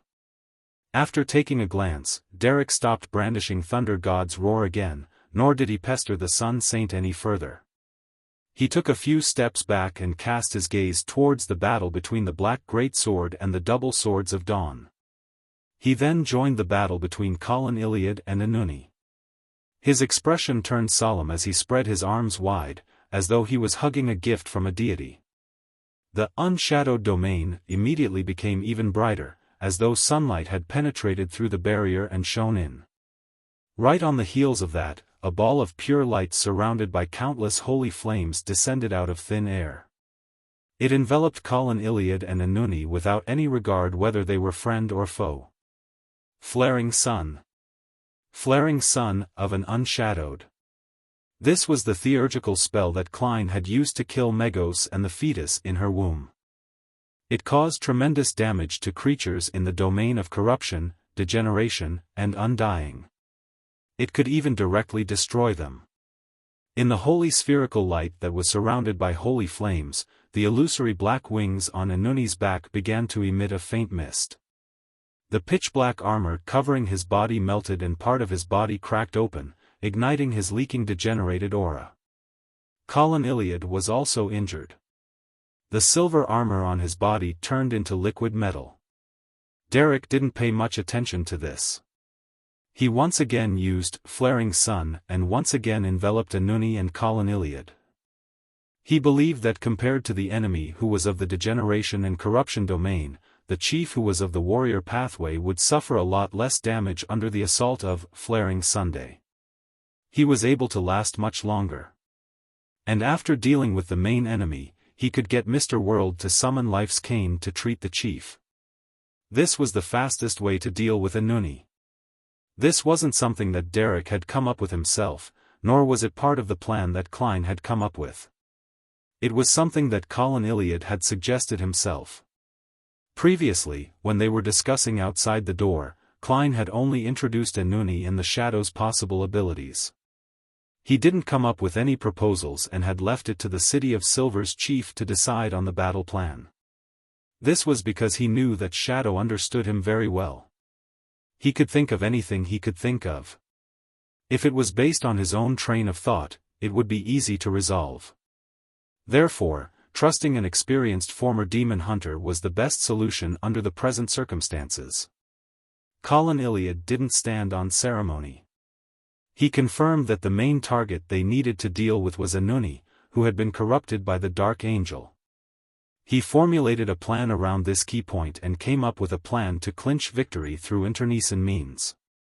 He wasn't afraid of being hurt.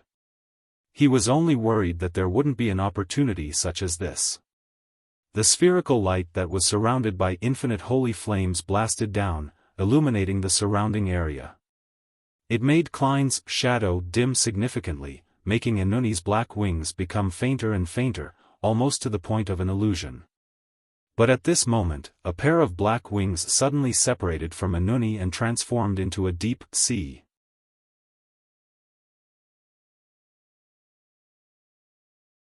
Chapter 1256 I Have Something You Don. The deep sea swallowed the bright spherical light, darkening the entire unshadowed domain. Silver bolts of lightning burst out from its interior, turning the area where Anuni and Colin Iliad were fighting into a forest of lightning. Amidst the sizzling sounds, countless bolts of lightning slithered upwards and drilled into the gaps in the armor. This silver knight, who had shown his incomplete mythical creature form, immediately turned stiff, as though he was paralyzed by lightning. As for Anuni, his black armor, which seemed to be formed from powers of degeneration, had completely absorbed the lightning, preventing his body from being affected by the rippling damage. Taking advantage of this opportunity, Anuni, who had pitch-black fragments peeling off from him, held the dark greatsword with both hands and slashed at an angle. And at this moment, Colin Iliad hadn't completely escaped from his paralyzed state. With a piercing stabbing sound, a deep crack appeared on his left shoulder. The sturdy silver armor seemed to lose its defense as it was cleaved open by the great sword. This was a black knight's cull of spiritual flesh. Not only could it corrode flesh and blood, it could obliterate souls and cleave through barriers. It could also cause any living creature with degenerate thoughts to lose their defenses. It was a core beyonder power belonging to the Black Knight, stemming from the degeneration domain. Seeing that the cull of spiritual flesh had sliced open the silver armor on Colin Iliad's left shoulder, with the crack quickly deepening as it went straight for the heart, Derek tensed up and immediately condensed a spear made up of pure sunlight. He swung back his hand and threw it towards Enuni. Unshadowed spear. Enuni didn't abandon his attack or dodge. Instead, he raised his remnant illusory black wings and used them to shield himself. Sizzle. The unshadowed spear pierced through 2 layers of the illusory black wings, bursting out a blinding white light that seemed to give rise to a miniature sun. At the same time, Colin's entire body melted, turning into a pool of silver liquid metal. The liquid flowed rapidly, reforming the body of Colin Iliad in the distance. He still resembled a giant, and he was still wearing silver armor. However, half of the City of Silver's left shoulder and arm had fallen to the ground. The incision was clean with no blood flowing out.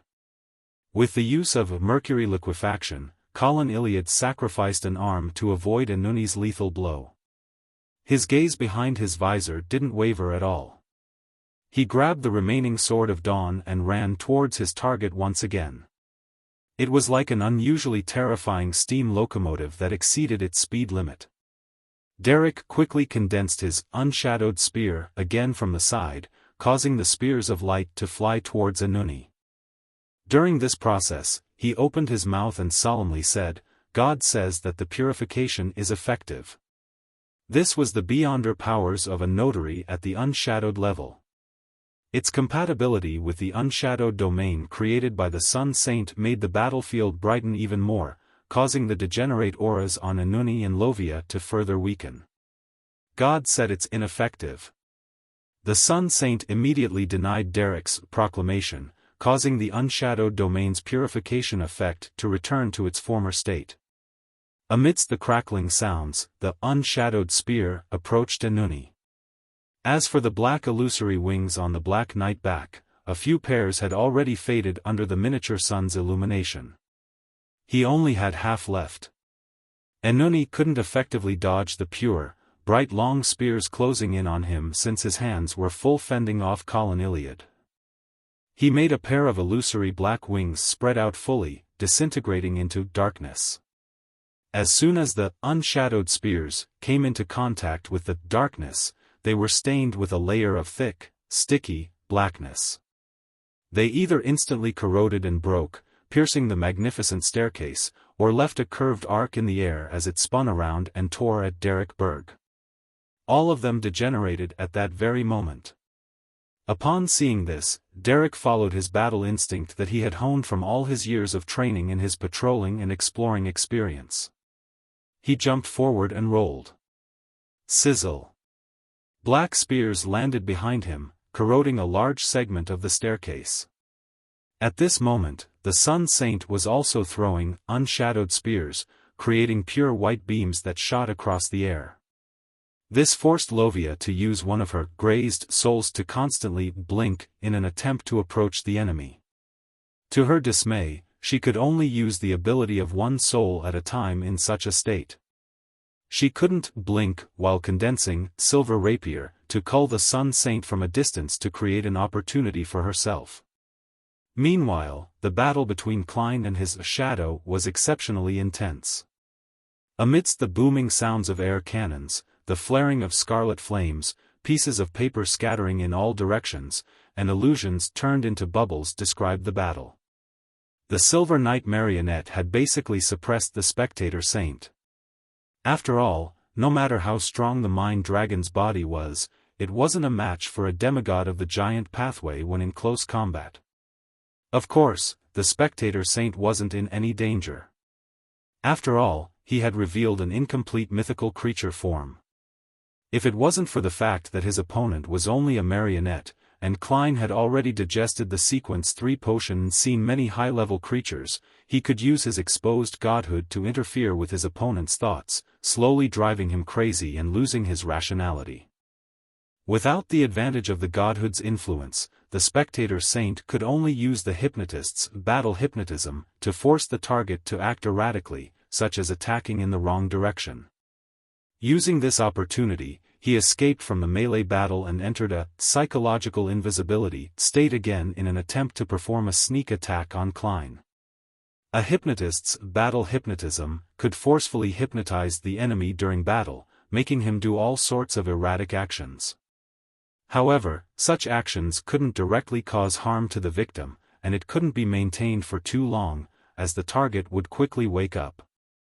Of course, the battle hypnotism target of the spectator saint was definitely not the Silver Knight marionette. This was because it was essentially a dead person. This made it immune to all psychological effects. The target of his interference was the thoughts Klein transmitted through the spirit-body threads, targeting them so that the information the marionette received would be erroneous. As such, it would act differently from what Klein wanted. This was actually a psyche interference, and not a psyche hypnosis. The effects were undoubtedly not as effective as the original version, but not every saint of the spectator pathway could grasp such an effect. It was a result of digging deep into one's beyonder powers and experimenting. To the spectator saint, there was nothing he could do about this. This was because, be it mind deprivation, mind storm, or mind breath, none of them were effective on a marionette. The grayish-white dragon that had its head covered in shadows had tried to close the distance with Klein several times, or to use its area of effect beyonder powers, but it was stopped by the Silver Knight marionette. It kept being forced to dodge the silver rapier, which could erupt within its body. As Klein controlled his marionette, he distanced himself from the spectator saint and dealt with his shadow. It wasn't too easy, but it wasn't too much of a burden. Suddenly, his spiritual perception was triggered as he entered a state of clarity unique to instances when his dream or mind secretly intruded. With his lucidity, Klein allowed a portion of his consciousness to rise to the sky and look down at his island of consciousness. Then, he saw Anuni, the one who looked aged with a face covered in shadows, walk out of the boundless sea of collective subconscious, opening the door to his body of heart and mind. This spectator saint didn't attempt to change the island of consciousness in Klein's mind. All he did was produce a dark spherical light which had tentacles growing out of it. He turned it into a seed that was hard to discover before letting it sink into the ground. A mental plague seed. Without any hesitation, Klein immediately switched locations with the Silver Knight marionette, preventing the mental plague seed from landing in his island of consciousness. The spectator saint noticed this change. Not only was he not disappointed, he even revealed a smile.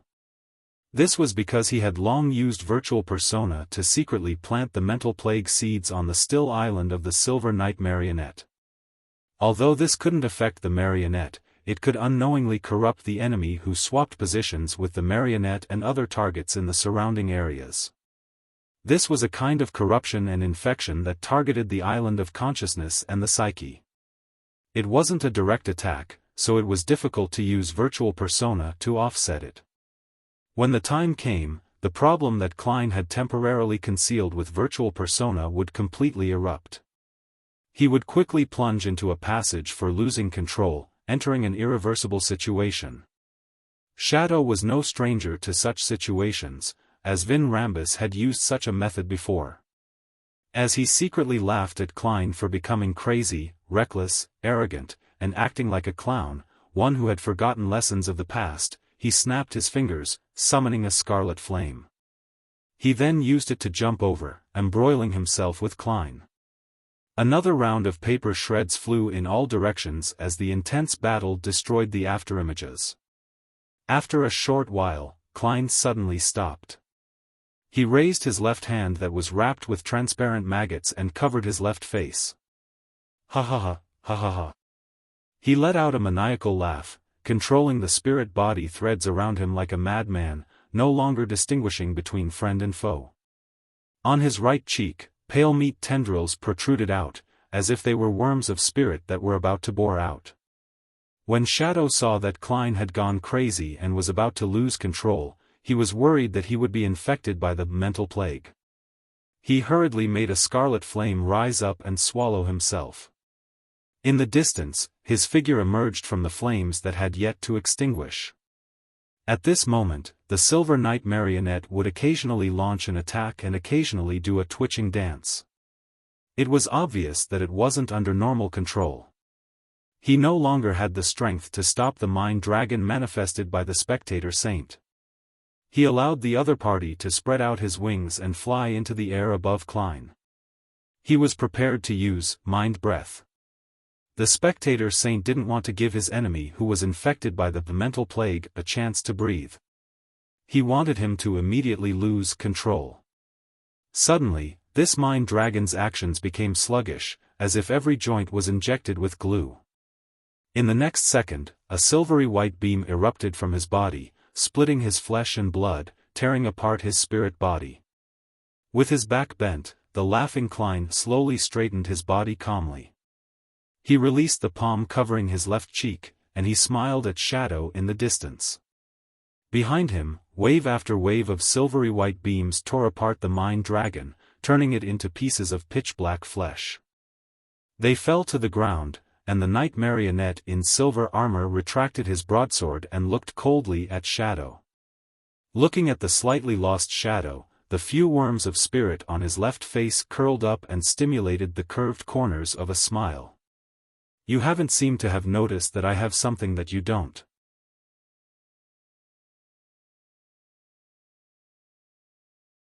Chapter 1257. Too weak. As he spoke, Klein raised his right hand. A piece of pitch-black and filthy flesh had appeared in his palm at some point in time. It contained an indescribable aspect of madness. The answer is, the hanged man's corruption, Klein said to Shadow with a smile. The thing that he had that Shadow didn't was the corruption left behind by the true creator. This was an influence that even the power of Sapphira Castle couldn't dissipate for the time being. And one thing he was certain of was that, before he met Dark Angel Sassurer, the true creator wouldn't easily allow him to lose control or die. Therefore, he deliberately allowed corrupted parts of his body to be infected by mental plague, pretending that he had lost control. Then, he pretended to be controlling spirit body threads in an aimless manner so as to cover up the fact that the target was actually the spectator saint.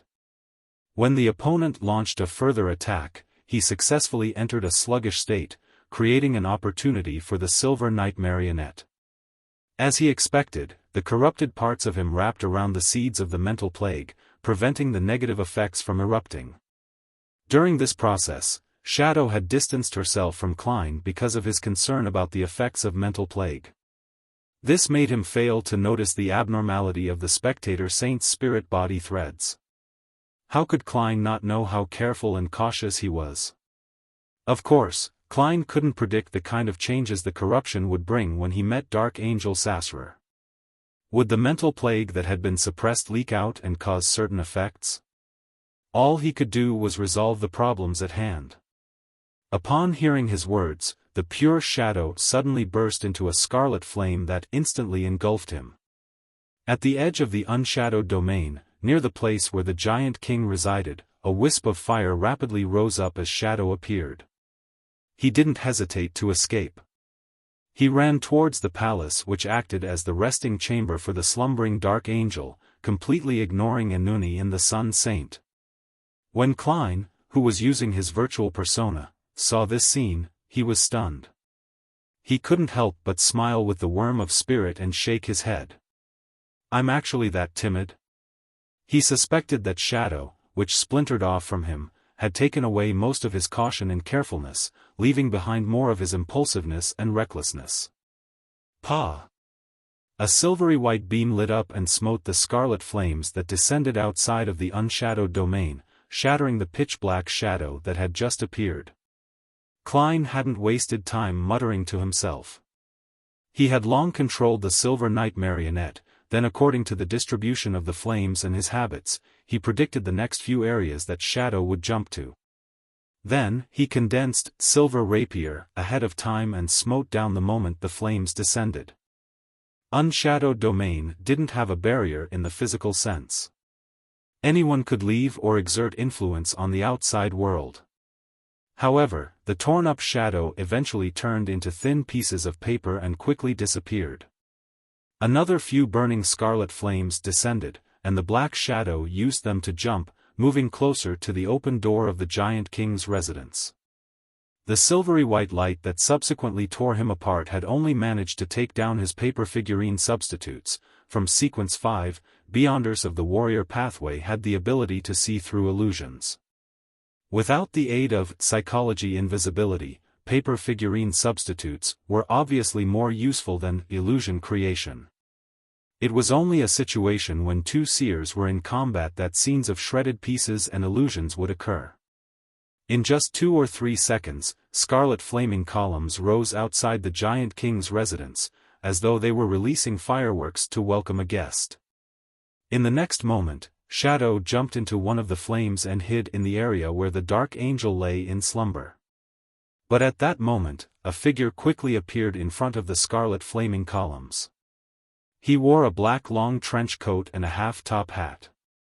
His right face was normal, and his left face was formed from transparent and twisted maggots. It was none other than Klein's true body. The corners of his mouth curled up once again as he snapped his fingers with his right hand. Pa! The scarlet flaming columns were extinguished as the black shadow was forced to appear, returning to the staircase that was covered with the light of dawn.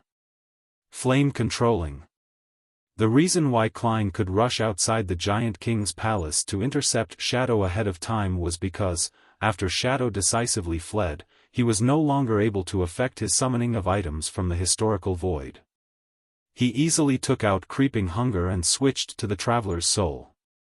It isn't a good thing to be too careful, Klein said to Shadow, doing so with a smile on his face. As he bent his knees, he arched his back. As he bent over, his figure suddenly became the knight in silver armor. The knight stabbed his broadsword into the ground and created an invisible barrier, sealing off the door to the dark angel's resting ground. At that moment, Klein swapped positions with his silver knight marionette. He gave Shadow the impression that he could enter the palace as long as he could destroy the Guardian's barrier. Of course, his true body interfered with Shadow's summoning of historical projections and controlling of spirit body threads. When the tables turned, the battle between the 3 demigods of the City of Silver, Anuni, and the Sun Saint also changed. When Colin Iliad once again kept Anuni, who had lost his black armor, busy, Derek repeated their previous strategy. At times, he would use Flaring Sun as an area of effect attack to trade injuries to the chief for a victory. At other times, he would condense a pure, white, unshadowed spear and engage in precision attacks. This wasn't used often, because it was easy for Anuni to avoid it, causing Colin Iliad to be accidentally injured. After 3 rounds of Flaring Sun, Anuni finally reached the end of his rope. He once again spread out the last 2 pairs of illusory black wings, turning it into a pitch-black sea that devoured all light. He then drowned out Colin Iliad, causing the City of Silver's chief's body to be covered with a layer of thick black liquid. His actions were clearly affected. Seizing this opportunity, Anuni escaped from the entanglement and avoided the subsequent, unshadowed spear. He transformed into a shadow and quickly moved towards the giant king's residence in an attempt to join forces with Shadow to break through the barrier. At that moment, a silvery white beam burst out from his body, ripping him into blobs of dark red flesh. This sudden surgical strike came from Lovia. This 6-member council elder had actually given up on dodging the attacks of the Sun Saint. At the instant Anuni was about to escape the battlefield, she decisively switched the grazed soul to the Silver Knight evil spirit, dyeing her black armor silver. Sizzle!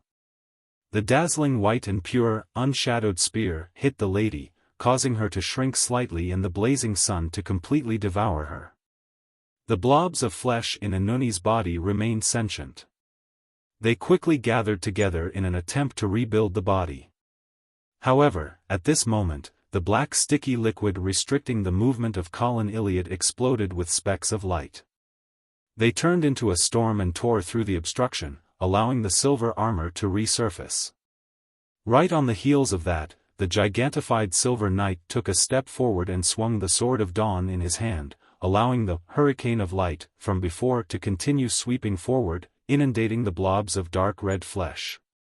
A pair of illusory black wings appeared and dissipated, calming the hurricane of light. However, Derek's flaring sun continued.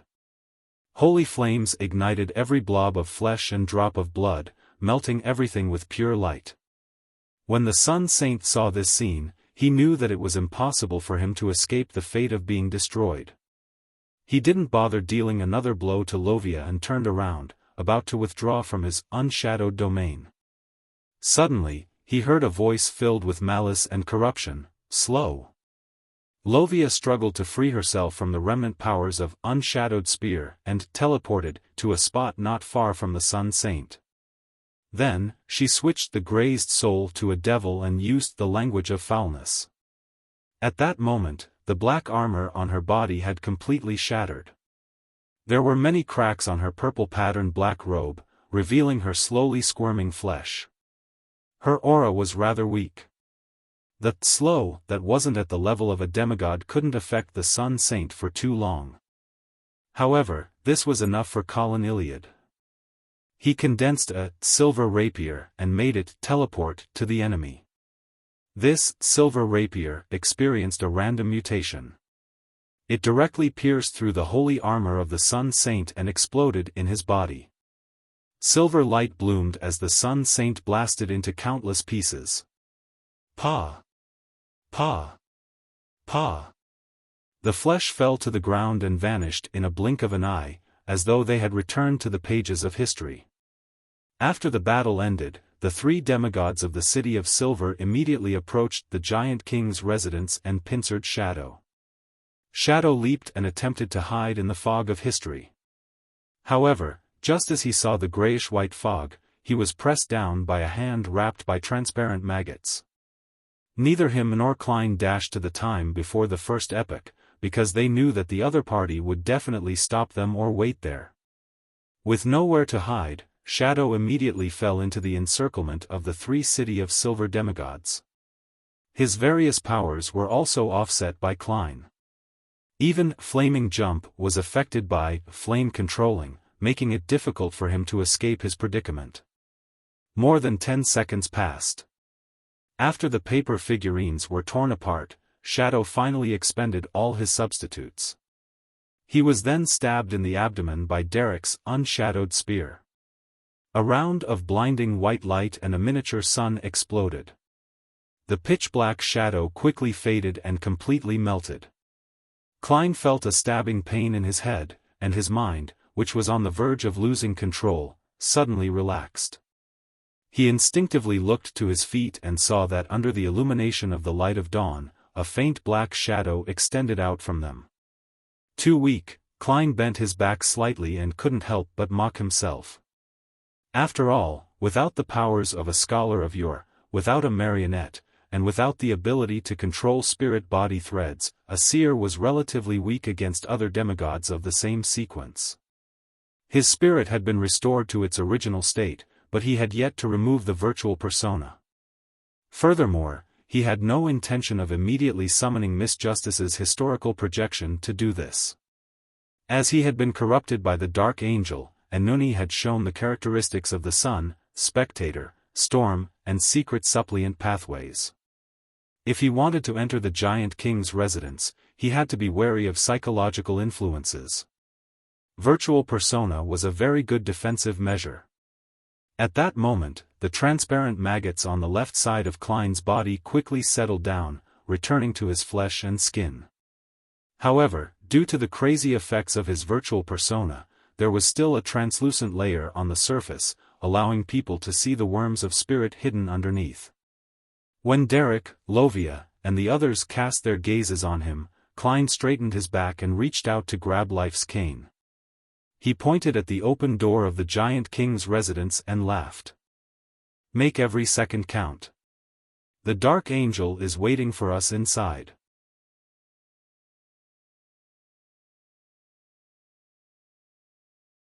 Chapter 1258 Tremendous Changes. Although Klein was urging them on the surface, he actually threw Life's cane to the bottom of the magnificent staircase and threw it at Lovia, allowing her to treat herself and Colin Iliad's injuries. As a former Rose Bishop, Lovia was the least afraid of the negative effects of Life's cane. Regardless of the changes in her body, as long as it didn't involve the spirit, she could treat them.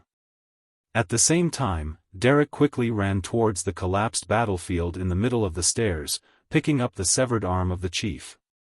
As long as a broken limb wasn't lost, Life's cane could heal the injuries, restoring it anew. With an exaggerated smile, Klein nodded at Colin Iliad and leaped into the fog of history. He dashed to a time before the first epoch and hid in a fragment of light. Then, with a thought, he returned to Sapphira Castle and sat at the seat belonging to the Fool.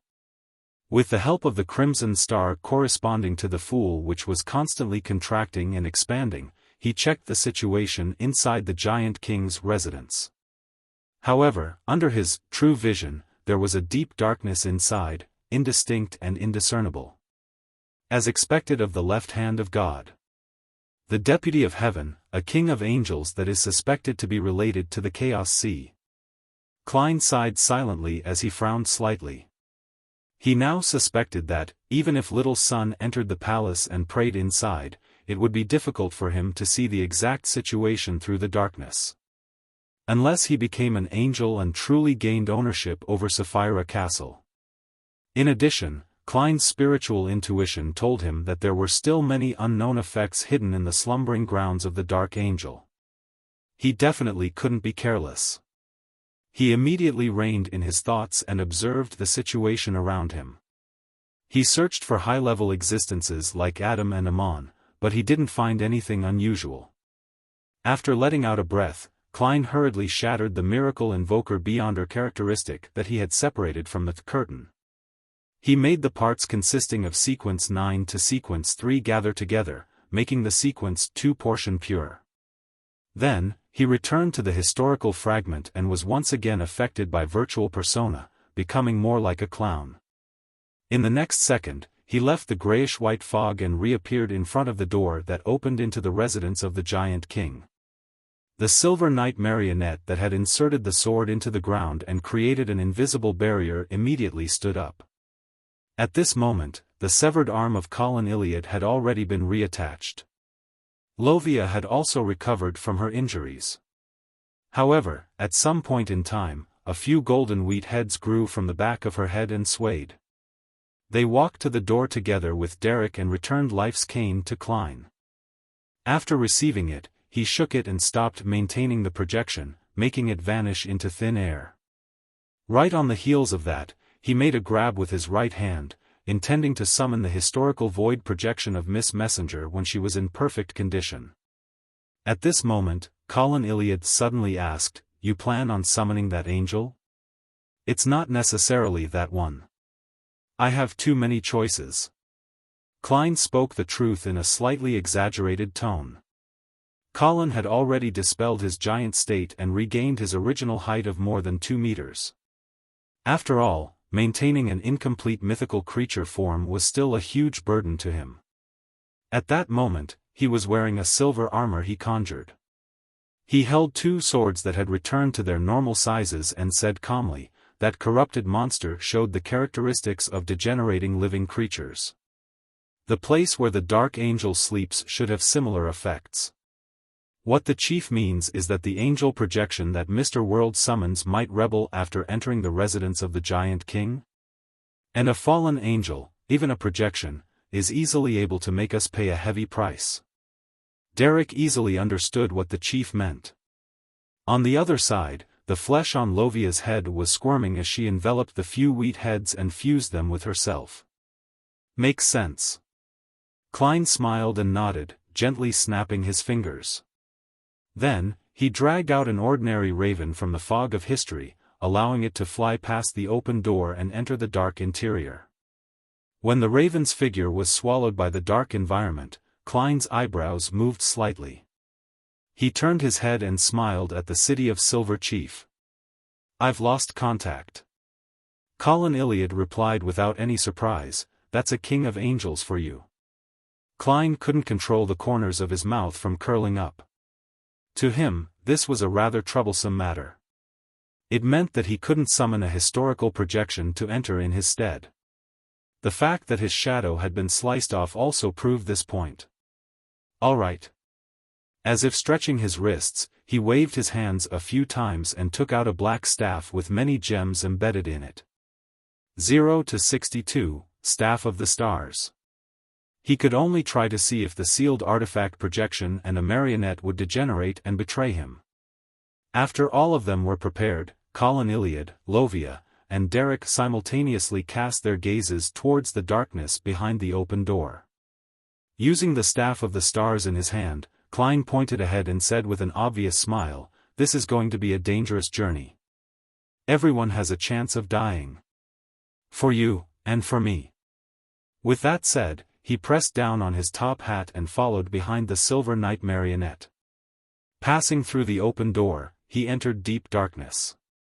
Colin Iliad, Lovia, and Derek didn't speak. They walked forward in silence and determination. Backlund, in the battlefield outside the city. Using Lai to adjust her dragon transformation appearance, Audrey and the demigod in Faceation military uniform, who wore a mask and gloves, engaged in a fierce battle. The other party's impregnable defense, the broadsword that had been condensed from the light of dawn, the rapier's ability to hide and teleport, left a deep impression on her.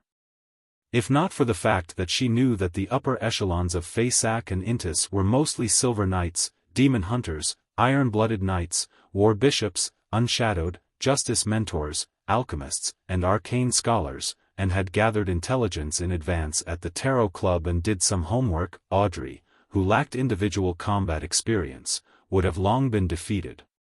Relying on her accumulated experience in this aspect, she managed to withstand the initial attacks and finally composed herself. Relying on battle hypnotism, mind deprivation, mind breath, and mind storm, she slowly turned the situation around and escaped her predicament. Of course, the most important thing was that the godhood brought about by dragon transformation had interfered with the Silver Knight's mind and thoughts. Furthermore, it allowed Audrey to possess a body that could withstand damage, as well as providing a power that could withstand attacks. Otherwise, she would have sustained injuries from barely being able to hold on.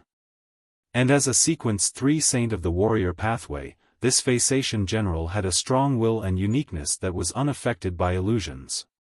He was able to effectively resist the effects of the mind and reduce the negative effects he received. Therefore, he still held the upper hand and used light concealment and silver rapier to suppress Audrey in an attempt to create an opportunity to defeat the enemy. Audrey was very calm about this. This was because, while fighting, she had already created a virtual persona. She had diverted her attention to the surrounding environment and had scattered many mental plague seeds. It wouldn't be long before the Faceak general was silently infected. At this moment, red flaming spears shot over from the Allied forces' base, blotting out the sky with their denseness. The Silver Knight didn't dodge, instead, he took a step forward and swung his Sword of Dawn, keeping Audrey fixed to the ground. Whoosh! Whoosh! Whoosh! The burning spears pummeled down one after another, blanketing the two demigods. Audrey's face could not help but distort. Charred marks covered her grayish-white scales of her dragon transformation body. As for the Silver Knight's armor, it was still glowing with silver light. It didn't suffer much of an impact. Compared to a giant who specialized in defense, a dragon's ability to withstand blows was obviously much weaker. Only at this point did Audrey realize that she was participating in a war, not in a solo battle. When another wave of flaming spears was about to hit them, there seemed to be a commotion within the Allied forces' base, and there was a collapse to a certain degree. At that moment, the thick fog that enveloped the entire battlefield vanished, as though it had never existed. Audrey and the Faceak general stopped fighting at the same time, finding themselves abnormally weak. They even found it difficult to raise their arms. She saw that, behind the Allied forces' base, at the edge of the boundless plains, an orange-red ray of light rushed over, instantly covering half of the sky, blocking out the sun. The area around Backlund instantly turned into dusk. The thick darkness appeared on another side of the sky and very quickly collided with the orange sunset. All the soldiers and officers on the battlefield fell to the ground and fell into a deep sleep. In Backlund city, outside St. Hierland Cathedral, Leonard, who was wearing a red glove, looked up at the half-dark, half-dusk sky. His throat let out a silent sigh as he cast his gaze at the entrance of the St. Hierland Cathedral. The brown-haired Cancer Bernard and the other members of the machinery hive mind stood there, staring blankly at the sky. Just a few months ago, they enjoyed a deep level of cooperation with Leonard's Red Gloves team. Together, they dealt with the evil forces in Backlund, searching for the secret organization that believed in the Fool, the one that used tarot cards as a codename. At the bell tower of the Cathedral of Waves, the city of generosity, Byam, Danitz watched the resistance enter the city and take over many places. Finally, he heaved a sigh of relief and turned to Alger. "Look, they're very popular in most places in this city." Alger's gaze followed the slightly dark-skinned natives as he didn't respond to Danitz. Danitz felt very relaxed as he chuckled and said, "I never expected that we would meet again in such a situation." Alger looked up and was just about to say something when he suddenly felt something. He cast his gaze towards the northwestern sky. The place he was looking at instantly darkened. Layers of dark clouds formed and countless silver bolts of lightning snaked out. Many deep blue waves surged up and were swept up by the wind. They rushed towards the clouds and connected to the sea. Wherever the sea and the sky intersected, beams of light lit up. They weren't resplendent or clear, without any colors.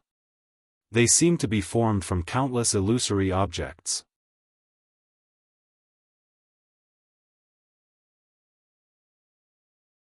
Chapter 1259 Slumbering Grounds in a battlefield near the capital, Lemberg. The balls of compressed scarlet fireballs flew past the corpses, weapons, blood, and smoke, under the guidance of a flaming spear. They landed in the areas that were built with simple construction work, creating a series of explosions. As he watched the smoke rise and the flame spread, Anderson flung the dust in his hands and turned to the deputy beside him with a smile. "I wonder how much longer this will last. Any last words? I can help you write a will." As he had wished, he saw the angry looks of the militia around him. Their thoughts were uniform.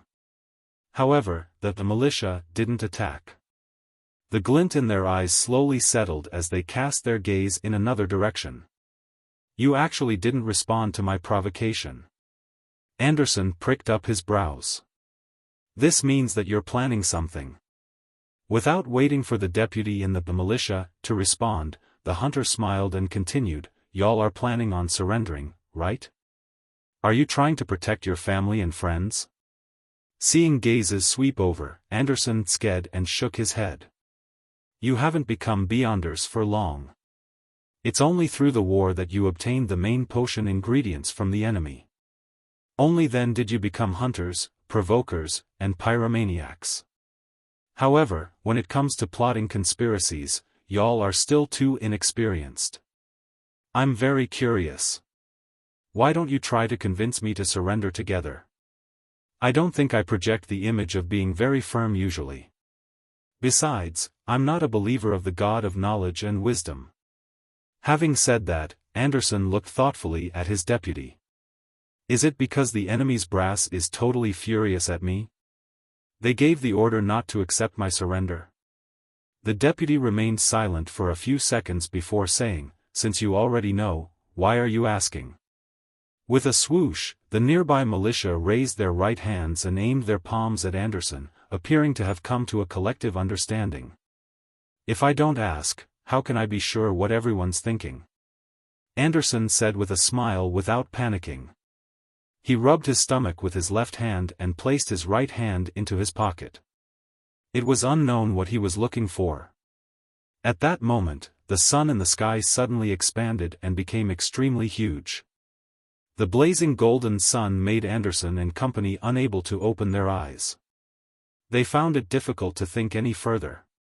Immediately following that, an illusory tower appeared. Every level was made up of thick books.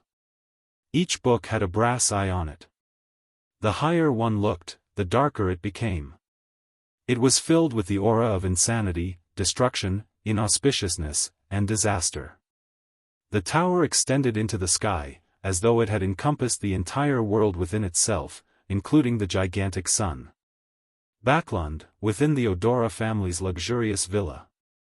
All the sanguine in the city had gathered here to prepare for the impending outcome of the war. Emlyn White, who had become an earl, had his hands in his pockets. He stood by the window, bathed in the mixed light of dusk and night as he watched members of his fellow race discuss the current affairs uneasily. Suddenly, his spiritual perception was triggered as he cast his gaze out the window. In the garden, a bunch of withered grass was dyed green once again. They rapidly grew and soon, they reached the height of a person. In other places in the city, some of the street-side trees that had not been affected by the previous bombardment were wildly absorbing nutrients from unknown sources. One by one, they rose up and soon grew to tens of meters tall. The branches were thick and the leaves were like umbrellas. These towering trees were connected to one another, covering half of the sky in Backlund. Many buildings were crushed, or they were entangled by the branches and vines. It was as if they had been abandoned for more than a century. In just 7 or 8 seconds, many places in Backlund had become a primeval forest. After passing through the open door and entering the dark interior of the giant king's residence, Klein immediately observed the silver knight marionette in front of him, the staff of the stars in his right hand and creeping hunger on his left hand. They didn't show any abnormalities for the time being. The corresponding spirit body threads didn't show any signs of degeneration. After confirming the situation in this area, Klein cast his gaze around and observed his surroundings. The place was enveloped by thick corporeal darkness. They couldn't see further than 5 meters away. The ground was paved with grayish-white bricks that looked like they were pieces of a frozen sunset. They didn't reveal anything extraordinary. After some thought, the corners of Klein's mouth curled up. He reached into the void, grabbed, and attempted to summon an angel. In the next second, he laughed out loud because he had lost a clear connection with the fog of history. This was the reason why the historical void projection he had summoned to enter had lost contact after entering this region. Laughing, Klein suddenly turned around and walked back to the area from which he had entered. "Mr. War, Sparrow, what do you want to do?" Derek, who was also scrutinizing the various restrictions on him, asked in surprise. Klein replied with a beaming smile, "Now is not the right time to explore this place. I plan to come in again later." "Are you planning on summoning a sequence 4 historical projection and try to see if it will degenerate and betray you after you bring it in?" Colin Iliad said after some thought. Klein spread his left palm and said, "No one set the rule that we can't go out once we enter, or not being able to enter after leaving." Although in such a situation, Mr. World's words sounded a little strange, Derek still felt that it made sense. This was because the City of Silver had done the same thing when exploring the surrounding areas. Through repeated acts of entering and exiting, they gradually accumulated intelligence and details to finally resolve whatever problems they faced. Lovia didn't say a word or object. From her point of view, it was undoubtedly a good thing that she could make more preparations. In an exploration that determined the fate of the City of Silver, they definitely couldn't be rash. After taking a few steps back, Klein suddenly stopped and laughed out loud. "It looks like the owner doesn't want us to leave." The faint light at the door had already been devoured by the deep darkness and disappeared. Colin Iliad surveyed his surroundings and said, "We can only proceed forward." Seeing the chief and Mr. World turn around at the same time, Derek took a deep breath and raised his left hand, letting it emit a golden glow that illuminated the surrounding darkness. This revealed thick columns with indiscernible tops. Some of them had their silhouettes outlined, while others were hidden deep in the depths, barely visible. Derek retracted his gaze, preparing to head forward with Mr. World and Chief. At that moment, he failed to see another familiar figure from the corner of his eye. Derek's pupils dilated suddenly. Then, he quickly turned his head to look for Elder Lovia, who had been standing beside him moments ago. This demigod who believed in the true creator had disappeared. She had disappeared without a trace. Derek's abnormality was noticed by both Klein and Colin Iliad. At the same time, they cast their gazes at the spot and saw that the black-robed Lovia had disappeared without a trace, as though she had evaporated into thin air. With the spiritual intuition of a seer and the reconnoiter abilities of a demon hunter, they failed to realize when Lovia had gone missing, or how she vanished. The curl on the corners of Klein's lips grew even wider. Without any hesitation, his mind raced and allowed his spirit body to enter the world above the gray fog, combining with the dark red illusion of the Fool. Right on the heels of that, he cast his gaze towards the crimson star that symbolized the sun. He hoped to find clues through his true vision. However, everything was still obscured by the darkness. Nothing was revealed, just like how Klein predicted before entering the Giant King's palace. Without any time to think further, Klein immediately returned to the real world. In the span of 3 or 2 seconds, there was only Derek and the Silver Knight marionette by his side. The city of Silver Chief, who was wearing silver armor, had disappeared. What just happened? Klein asked with a warm smile. Derek looked at him in shock, confusion, and panic. Didn't you see it? The moment he finished speaking, the shadow under Derek suddenly came alive. It rapidly extended upwards and enveloped him and the sunlight he emitted. After the shadow completely covered Derek, it fused with the surrounding darkness, no longer separable. Klein had originally raised his black staff to prevent an anomaly from happening, but in the end, he didn't do anything. All he did was watch with a smile. After a few seconds, he noticed that his body had turned black and dull, as though he was being melted by the environment. Similarly, Klein didn't try to save himself. The corners of his mouth curled up as he watched with a slightly shaking head. After his figure completely disappeared, his vision changed. The darkness was gone. The grayish-white stone bricks, the surrounding walls, and the huge pillars appeared clearly. They were covered in a layer of faint shadows. Outside the window, there was no sun, no moon, and no stars. However, a faint light shone through the window, making the entire palace appear sinister, dark, and cold. In the deepest part of the palace stood a very faint shadow, resembling curtains. Lovia, Colin Iliad, and Derek stood at a distance not far away from him. They carefully observed their surroundings as though they had come to another world. Unfortunately, my marionette can't enter. Klein waved the staff of the stars in his hand and smiled at Derek and company. His indifferent attitude and the chief's calm and composed manner made Derek quickly calm down. He no longer allowed his fear and panic to grip him. Colin Iliad nodded slightly. Just as he was about to share his speculations, he suddenly felt something and turned to look at the deepest part of the palace. Klein, Derek, and Lovia did similar actions. In the deepest depths of the palace, that faint shadow dissipated, revealing a flight of steps meant for giants and an iron-black throne at the top of it. Sitting on a throne was a man with black, slightly curly hair that reached his shoulders. His eyes were covered in shadows, and his actual appearance was extremely blurry, preventing others from seeing him clearly. Layers and layers of black wings fell down from behind him, covering most of his body. The robe was black with silver threads embroidering it. They formed complicated patterns and had gorgeous accessories hanging on it. At that moment, the man had his left elbow on the armrest, holding up one side of his face with his palm as though he was in a deep sleep.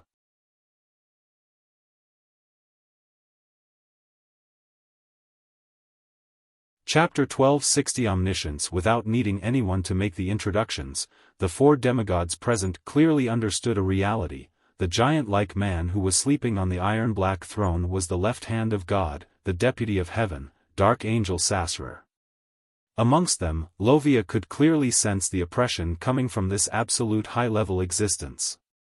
It was like the response when praying to the true Creator. It was an aura that could cause her thoughts to scramble, her soul to degenerate, and her body to tremble. Suddenly, she heard a burst of laughter. She turned her head to the side in a daze.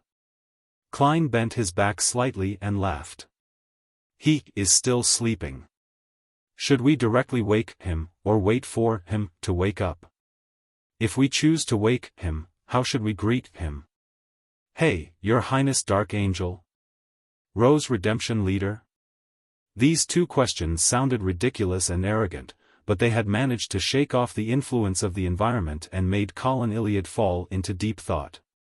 Just now, they had instinctively considered the first question. It was rather important, and it concerned their subsequent actions. Colin Iliad thought for a moment before saying, "Let's not wake him up for the time being. Try approaching him and search for clues and information." "That's my thoughts as well." With his left hand, Klein casually snapped his fingers and walked towards the black throne. At this moment, he felt fortunate that he had already taken care of Shadow and restored his spirit to its complete state. Otherwise, he wouldn't have been able to completely restrict his virtual persona. When he was imagining how to do the greeting, he almost blurted out, "Hi, Sassy." Seeing that Gehrman Sparrow had taken 2 steps forward, Wuxia finally snapped out of her daze. "I'll give it a try using a grazed soul." This was a relatively safer method which wouldn't harm the expedition team. Klein nodded. With his black staff in hand, he turned to his side with a beaming smile. A 3 to 4 meter tall phantom image appeared in front of Wuxia. A pair of goat horns lined with mysterious patterns sat atop its head. Its skin was black and matte, exuding a sinister fullness. It was a devil. It was different from the devils that he had seen before. Its body was covered with signs of decay, with yellow-green pus hanging off it, as though it was mixed with the power of degeneration. As Klein casually sized up the phantom image, the devil spread its huge bat-like wings, causing the light blue flames on it to burn even more vigorously, dissipating the strong smell of sulfur. It took a step forward, slowly approaching the iron-black throne and the staircase meant for giants. Using its intuition for danger, it surveyed the area for any abnormalities. While Colin, Klein, and the other demigods were paying attention to it, they also began scrutinizing the details of the shadowy palace.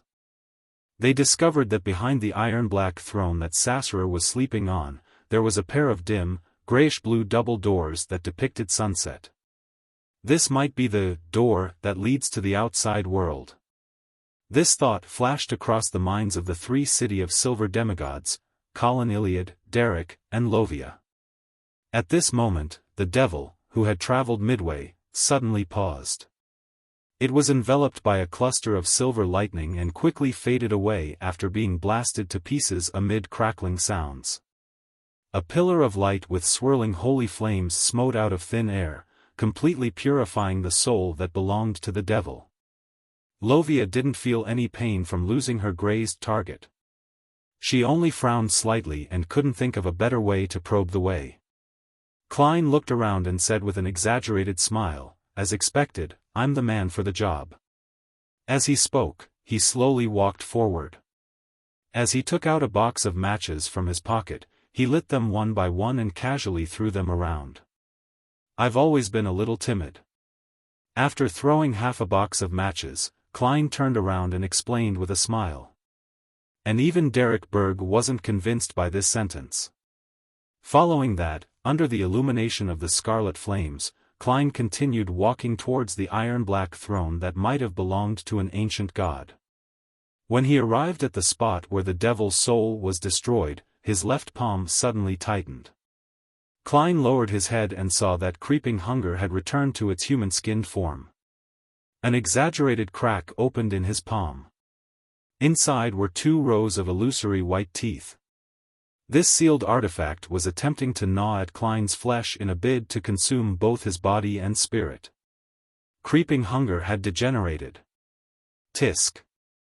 Klein let out an obvious sigh as he glanced at the staff of the stars in his right hand.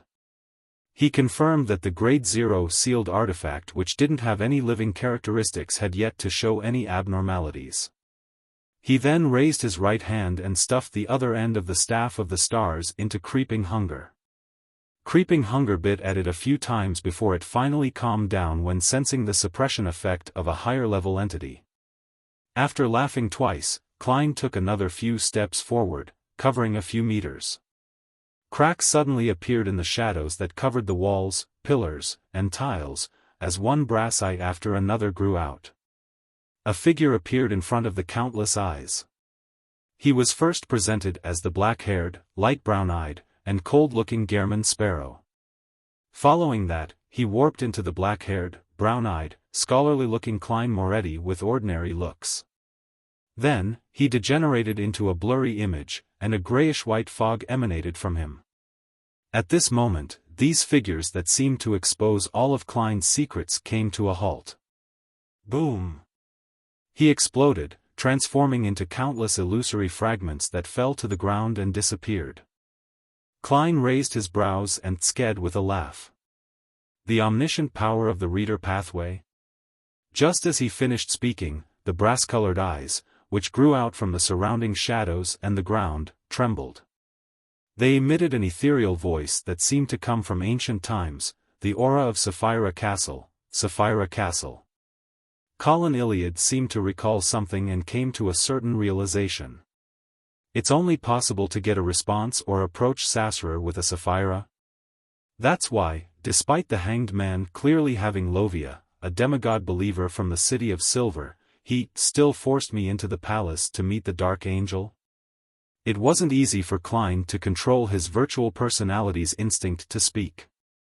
Before he could consider what to say, the brass eyes hidden in the shadows emitted another voice. Your fate has intersected Ammonises, Leodoro, Adam, Ammon, Harabergen, Aucases, Medici, Ouroboros, as well as him. With regards to the true names that the brass eyes had mentioned, Colin Iliad, Derek, and Lovia were no strangers to the names.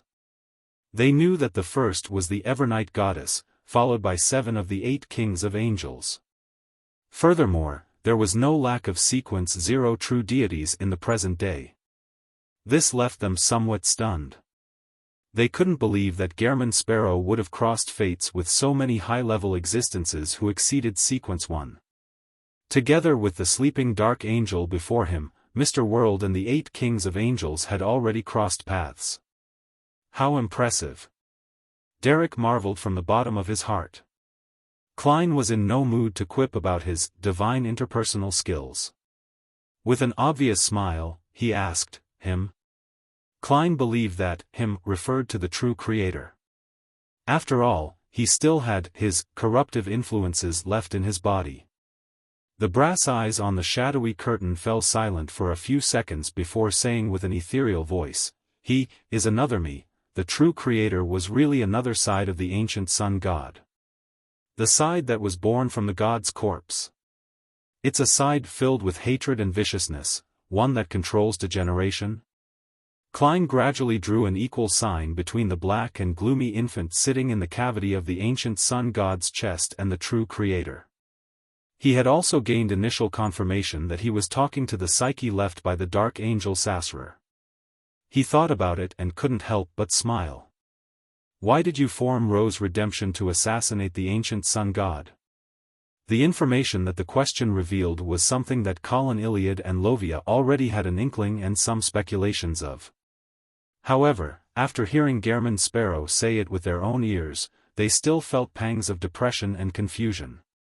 The curtain that covered the walls, stone pillars, and floor tiles trembled, but the sleeping Dark Angel remained motionless. Those brass eyes stared at him and said, Sun God is just my original honorific name. You should now address me as the Lord who created everything, the omnipotent and omniscient God, or God Almighty. I can tell that you've been leaning in that direction all this time. Finally, Klein laughed out loud. Then, he felt a lingering fear. This was because he was mocking heaven's deputy, the left hand of God, a king among kings of angels, as well as his true form. To not anger the other party, he quickly repeated the question, "So, why did you betray yourself and form Rose Redemption with the Evernight goddess to assassinate yourself?" The brass eyes fell into silence once again. The curtain-like shadows that blanketed various areas swayed gently without stopping. After a few seconds, the ethereal voice slowly said, "The primordial one had awoken in my body." Upon hearing this answer, Klein's pupils dilated. For some reason, he felt his hair stand on end as his back turned cold. It was very close to his guess, but it was even more terrifying. At this moment, the shadows around him thickened. It became more and more sinister and gloomy, as if it was giving birth to some terrifying, unknown, redoubtable danger. Although Colin Iliad, Derek, and Lovia didn't understand the meaning of Dark Angel Sassur's words too well, they were still affected by the sinister and harrowing words. It left them shuddering in fear as they trembled.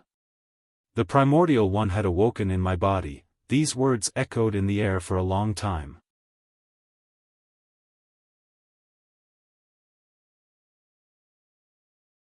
Chapter 1261 No one is an exception. After a while, Klein asked, "The primordial one is the one who created this world, transforming his body into everything?" To be frank, Klein subconsciously wanted to ask if the entity referred to the primordial demoness. However, with a thought, he eliminated this answer. Firstly, because the primordial demoness didn't have the necessary level to strike fear into the ancient sun god, the City of Silver's creator. Even the Evernight goddess couldn't do so. Secondly, after the Dark Angel entered his slumber, this evil goddess was born only in the fourth epoch, which had been influenced by the second blasphemy slate. Sassurer likely didn't know of her. And even if he knew her using his omniscient capabilities, he wouldn't specially mention a Sequence Zero who hadn't been involved in the third epoch.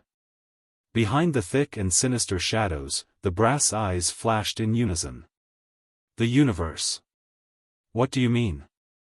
Upon hearing that ethereal voice, Klein was a little perplexed. He felt that Dark Angel Sassurer hadn't answered his question.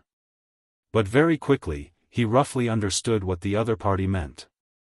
The primordial chaos created not this world, but the entire universe. So, Primordial One refers to the original creator, the oldest one? Klein turned his body to the side and swept a glance at the three demigods of the City of Silver, Colin Iliad, Derek, and Lovia. He realized that they had looks of puzzlement and confusion on their faces. They were frowning and contemplating over the meaning behind the conversation. In the history of the City of Silver, the creator who was the ancient sun god was equivalent to the original creator, the oldest one. He was a supreme existence who had awoken after eons of slumber upon creating the world. He then stripped the authorities of the ancient gods and retrieved them. Of course, in a sense, this wasn't wrong. It was just that the original creator's method of awakening was different from what the City of Silver residents had imagined. The universe. Klein thought for a moment and asked, "The primordial one awakened in your body because of you gaining control of Chaos C? Then, what would happen to him in the future considering how he had gained initial control of Sapphira Castle?" Those brass eyes stared at him for a few seconds before saying, "That isn't the only reason. The higher the sequence, the closer one is to the primordial one, therefore, every pathway's king of angels and Sequence Zero might have the original creator, the oldest one, awaken in them." When Klein heard that, he tensed up and his heart sank. He then thought of another matter. The higher the sequence, the easier it was to be corrupted by the things underground. Combined with the fact that Chaos C was underground, could it be possible that the higher the sequence, the easier it would be to be influenced by Chaos C, resulting in the original creator awakening in one's body? The thing that the Dragon of Imagination Ankwelt sealed in the City of Miracles in Grozel's travels wasn't the underground corruption, but the awakening of the original creator? Of course, this is the most powerful and terrifying form of corruption. And the source of all this is where most or perhaps all Beyonder characteristics originated from, the original creator. They are all part of his body. Klein thought of various possibilities and came up with all kinds of speculations. In the end, he remembered the warning Captain Dunn Smith made before he embarked on this Beyonder path: we are guardians, but also a bunch of miserable wretches that are constantly fighting against threats and madness. At that moment, Klein gained a deep understanding of the phrase from another angle. Phew! He secretly exhaled and sighed inwardly. The Beyonder characteristic is both a gift and a curse. He gathered his thoughts and smiled. Will one be corrupted from just learning about these matters? No. The brass eyes looked at Colin Iliad and the others and said, it just means that the chances of the primordial one awakening in your body is higher. When he heard that, he was shocked. On the other hand, he was glad that the City of Silver's chief and little son didn't know much about such matters and hadn't made any connections. After all, the phrase, higher the sequence, the closer one is to the primordial one, didn't bring about any corruption. On the other hand, he felt a deep sense of pity for himself. This was because he knew too much about mysticism. Now with all of that chained together, he had no idea what kind of negative changes might happen to him once he left the giant king's court, an ancient god's kingdom. Furthermore, this didn't look like something that could be resolved by sealing his memories. After all, the Beyonder characteristic had already fused with his body and spirit. Consider the method employed by the Dragon of Imagination.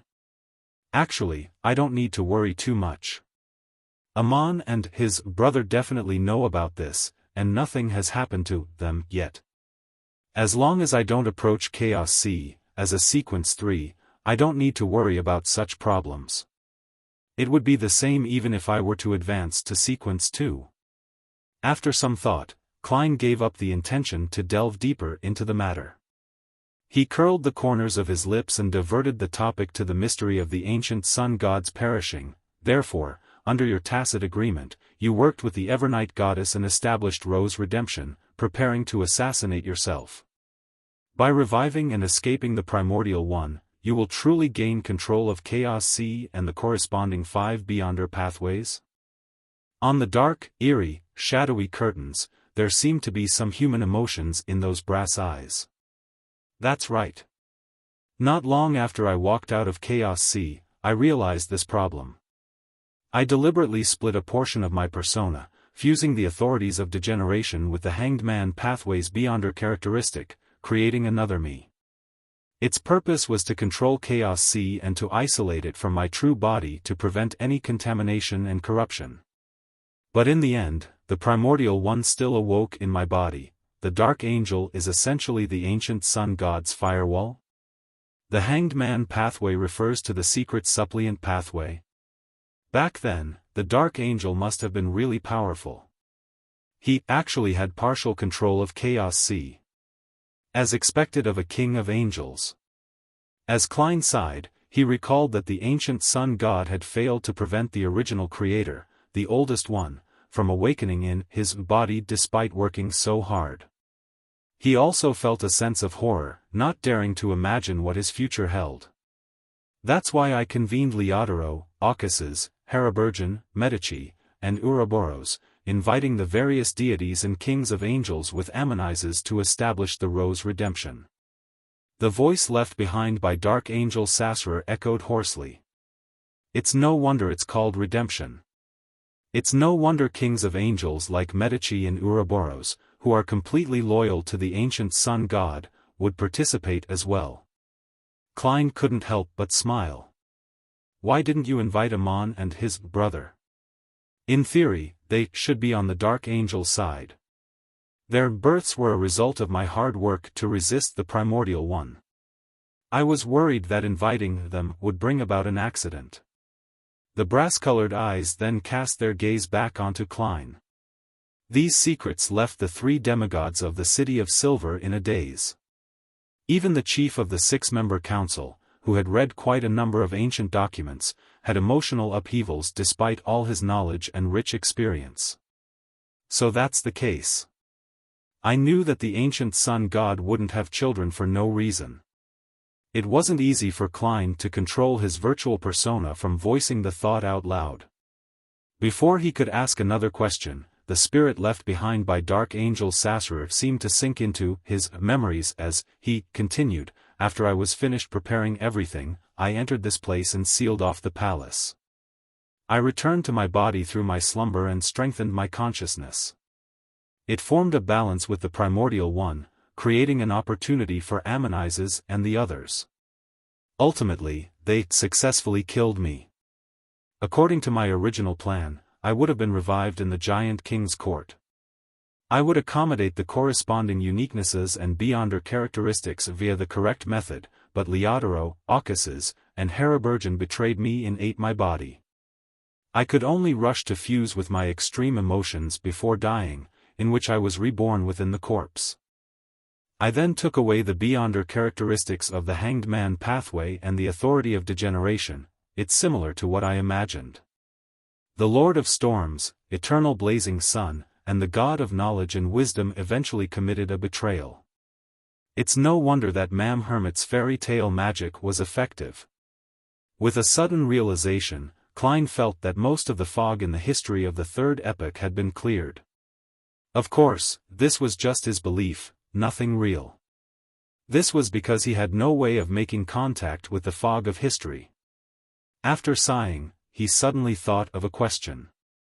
Since Dark Angel Sassurer has returned to the ancient sun god and has evolved into the true creator with his original body, then who's the one sleeping on the iron-black throne now?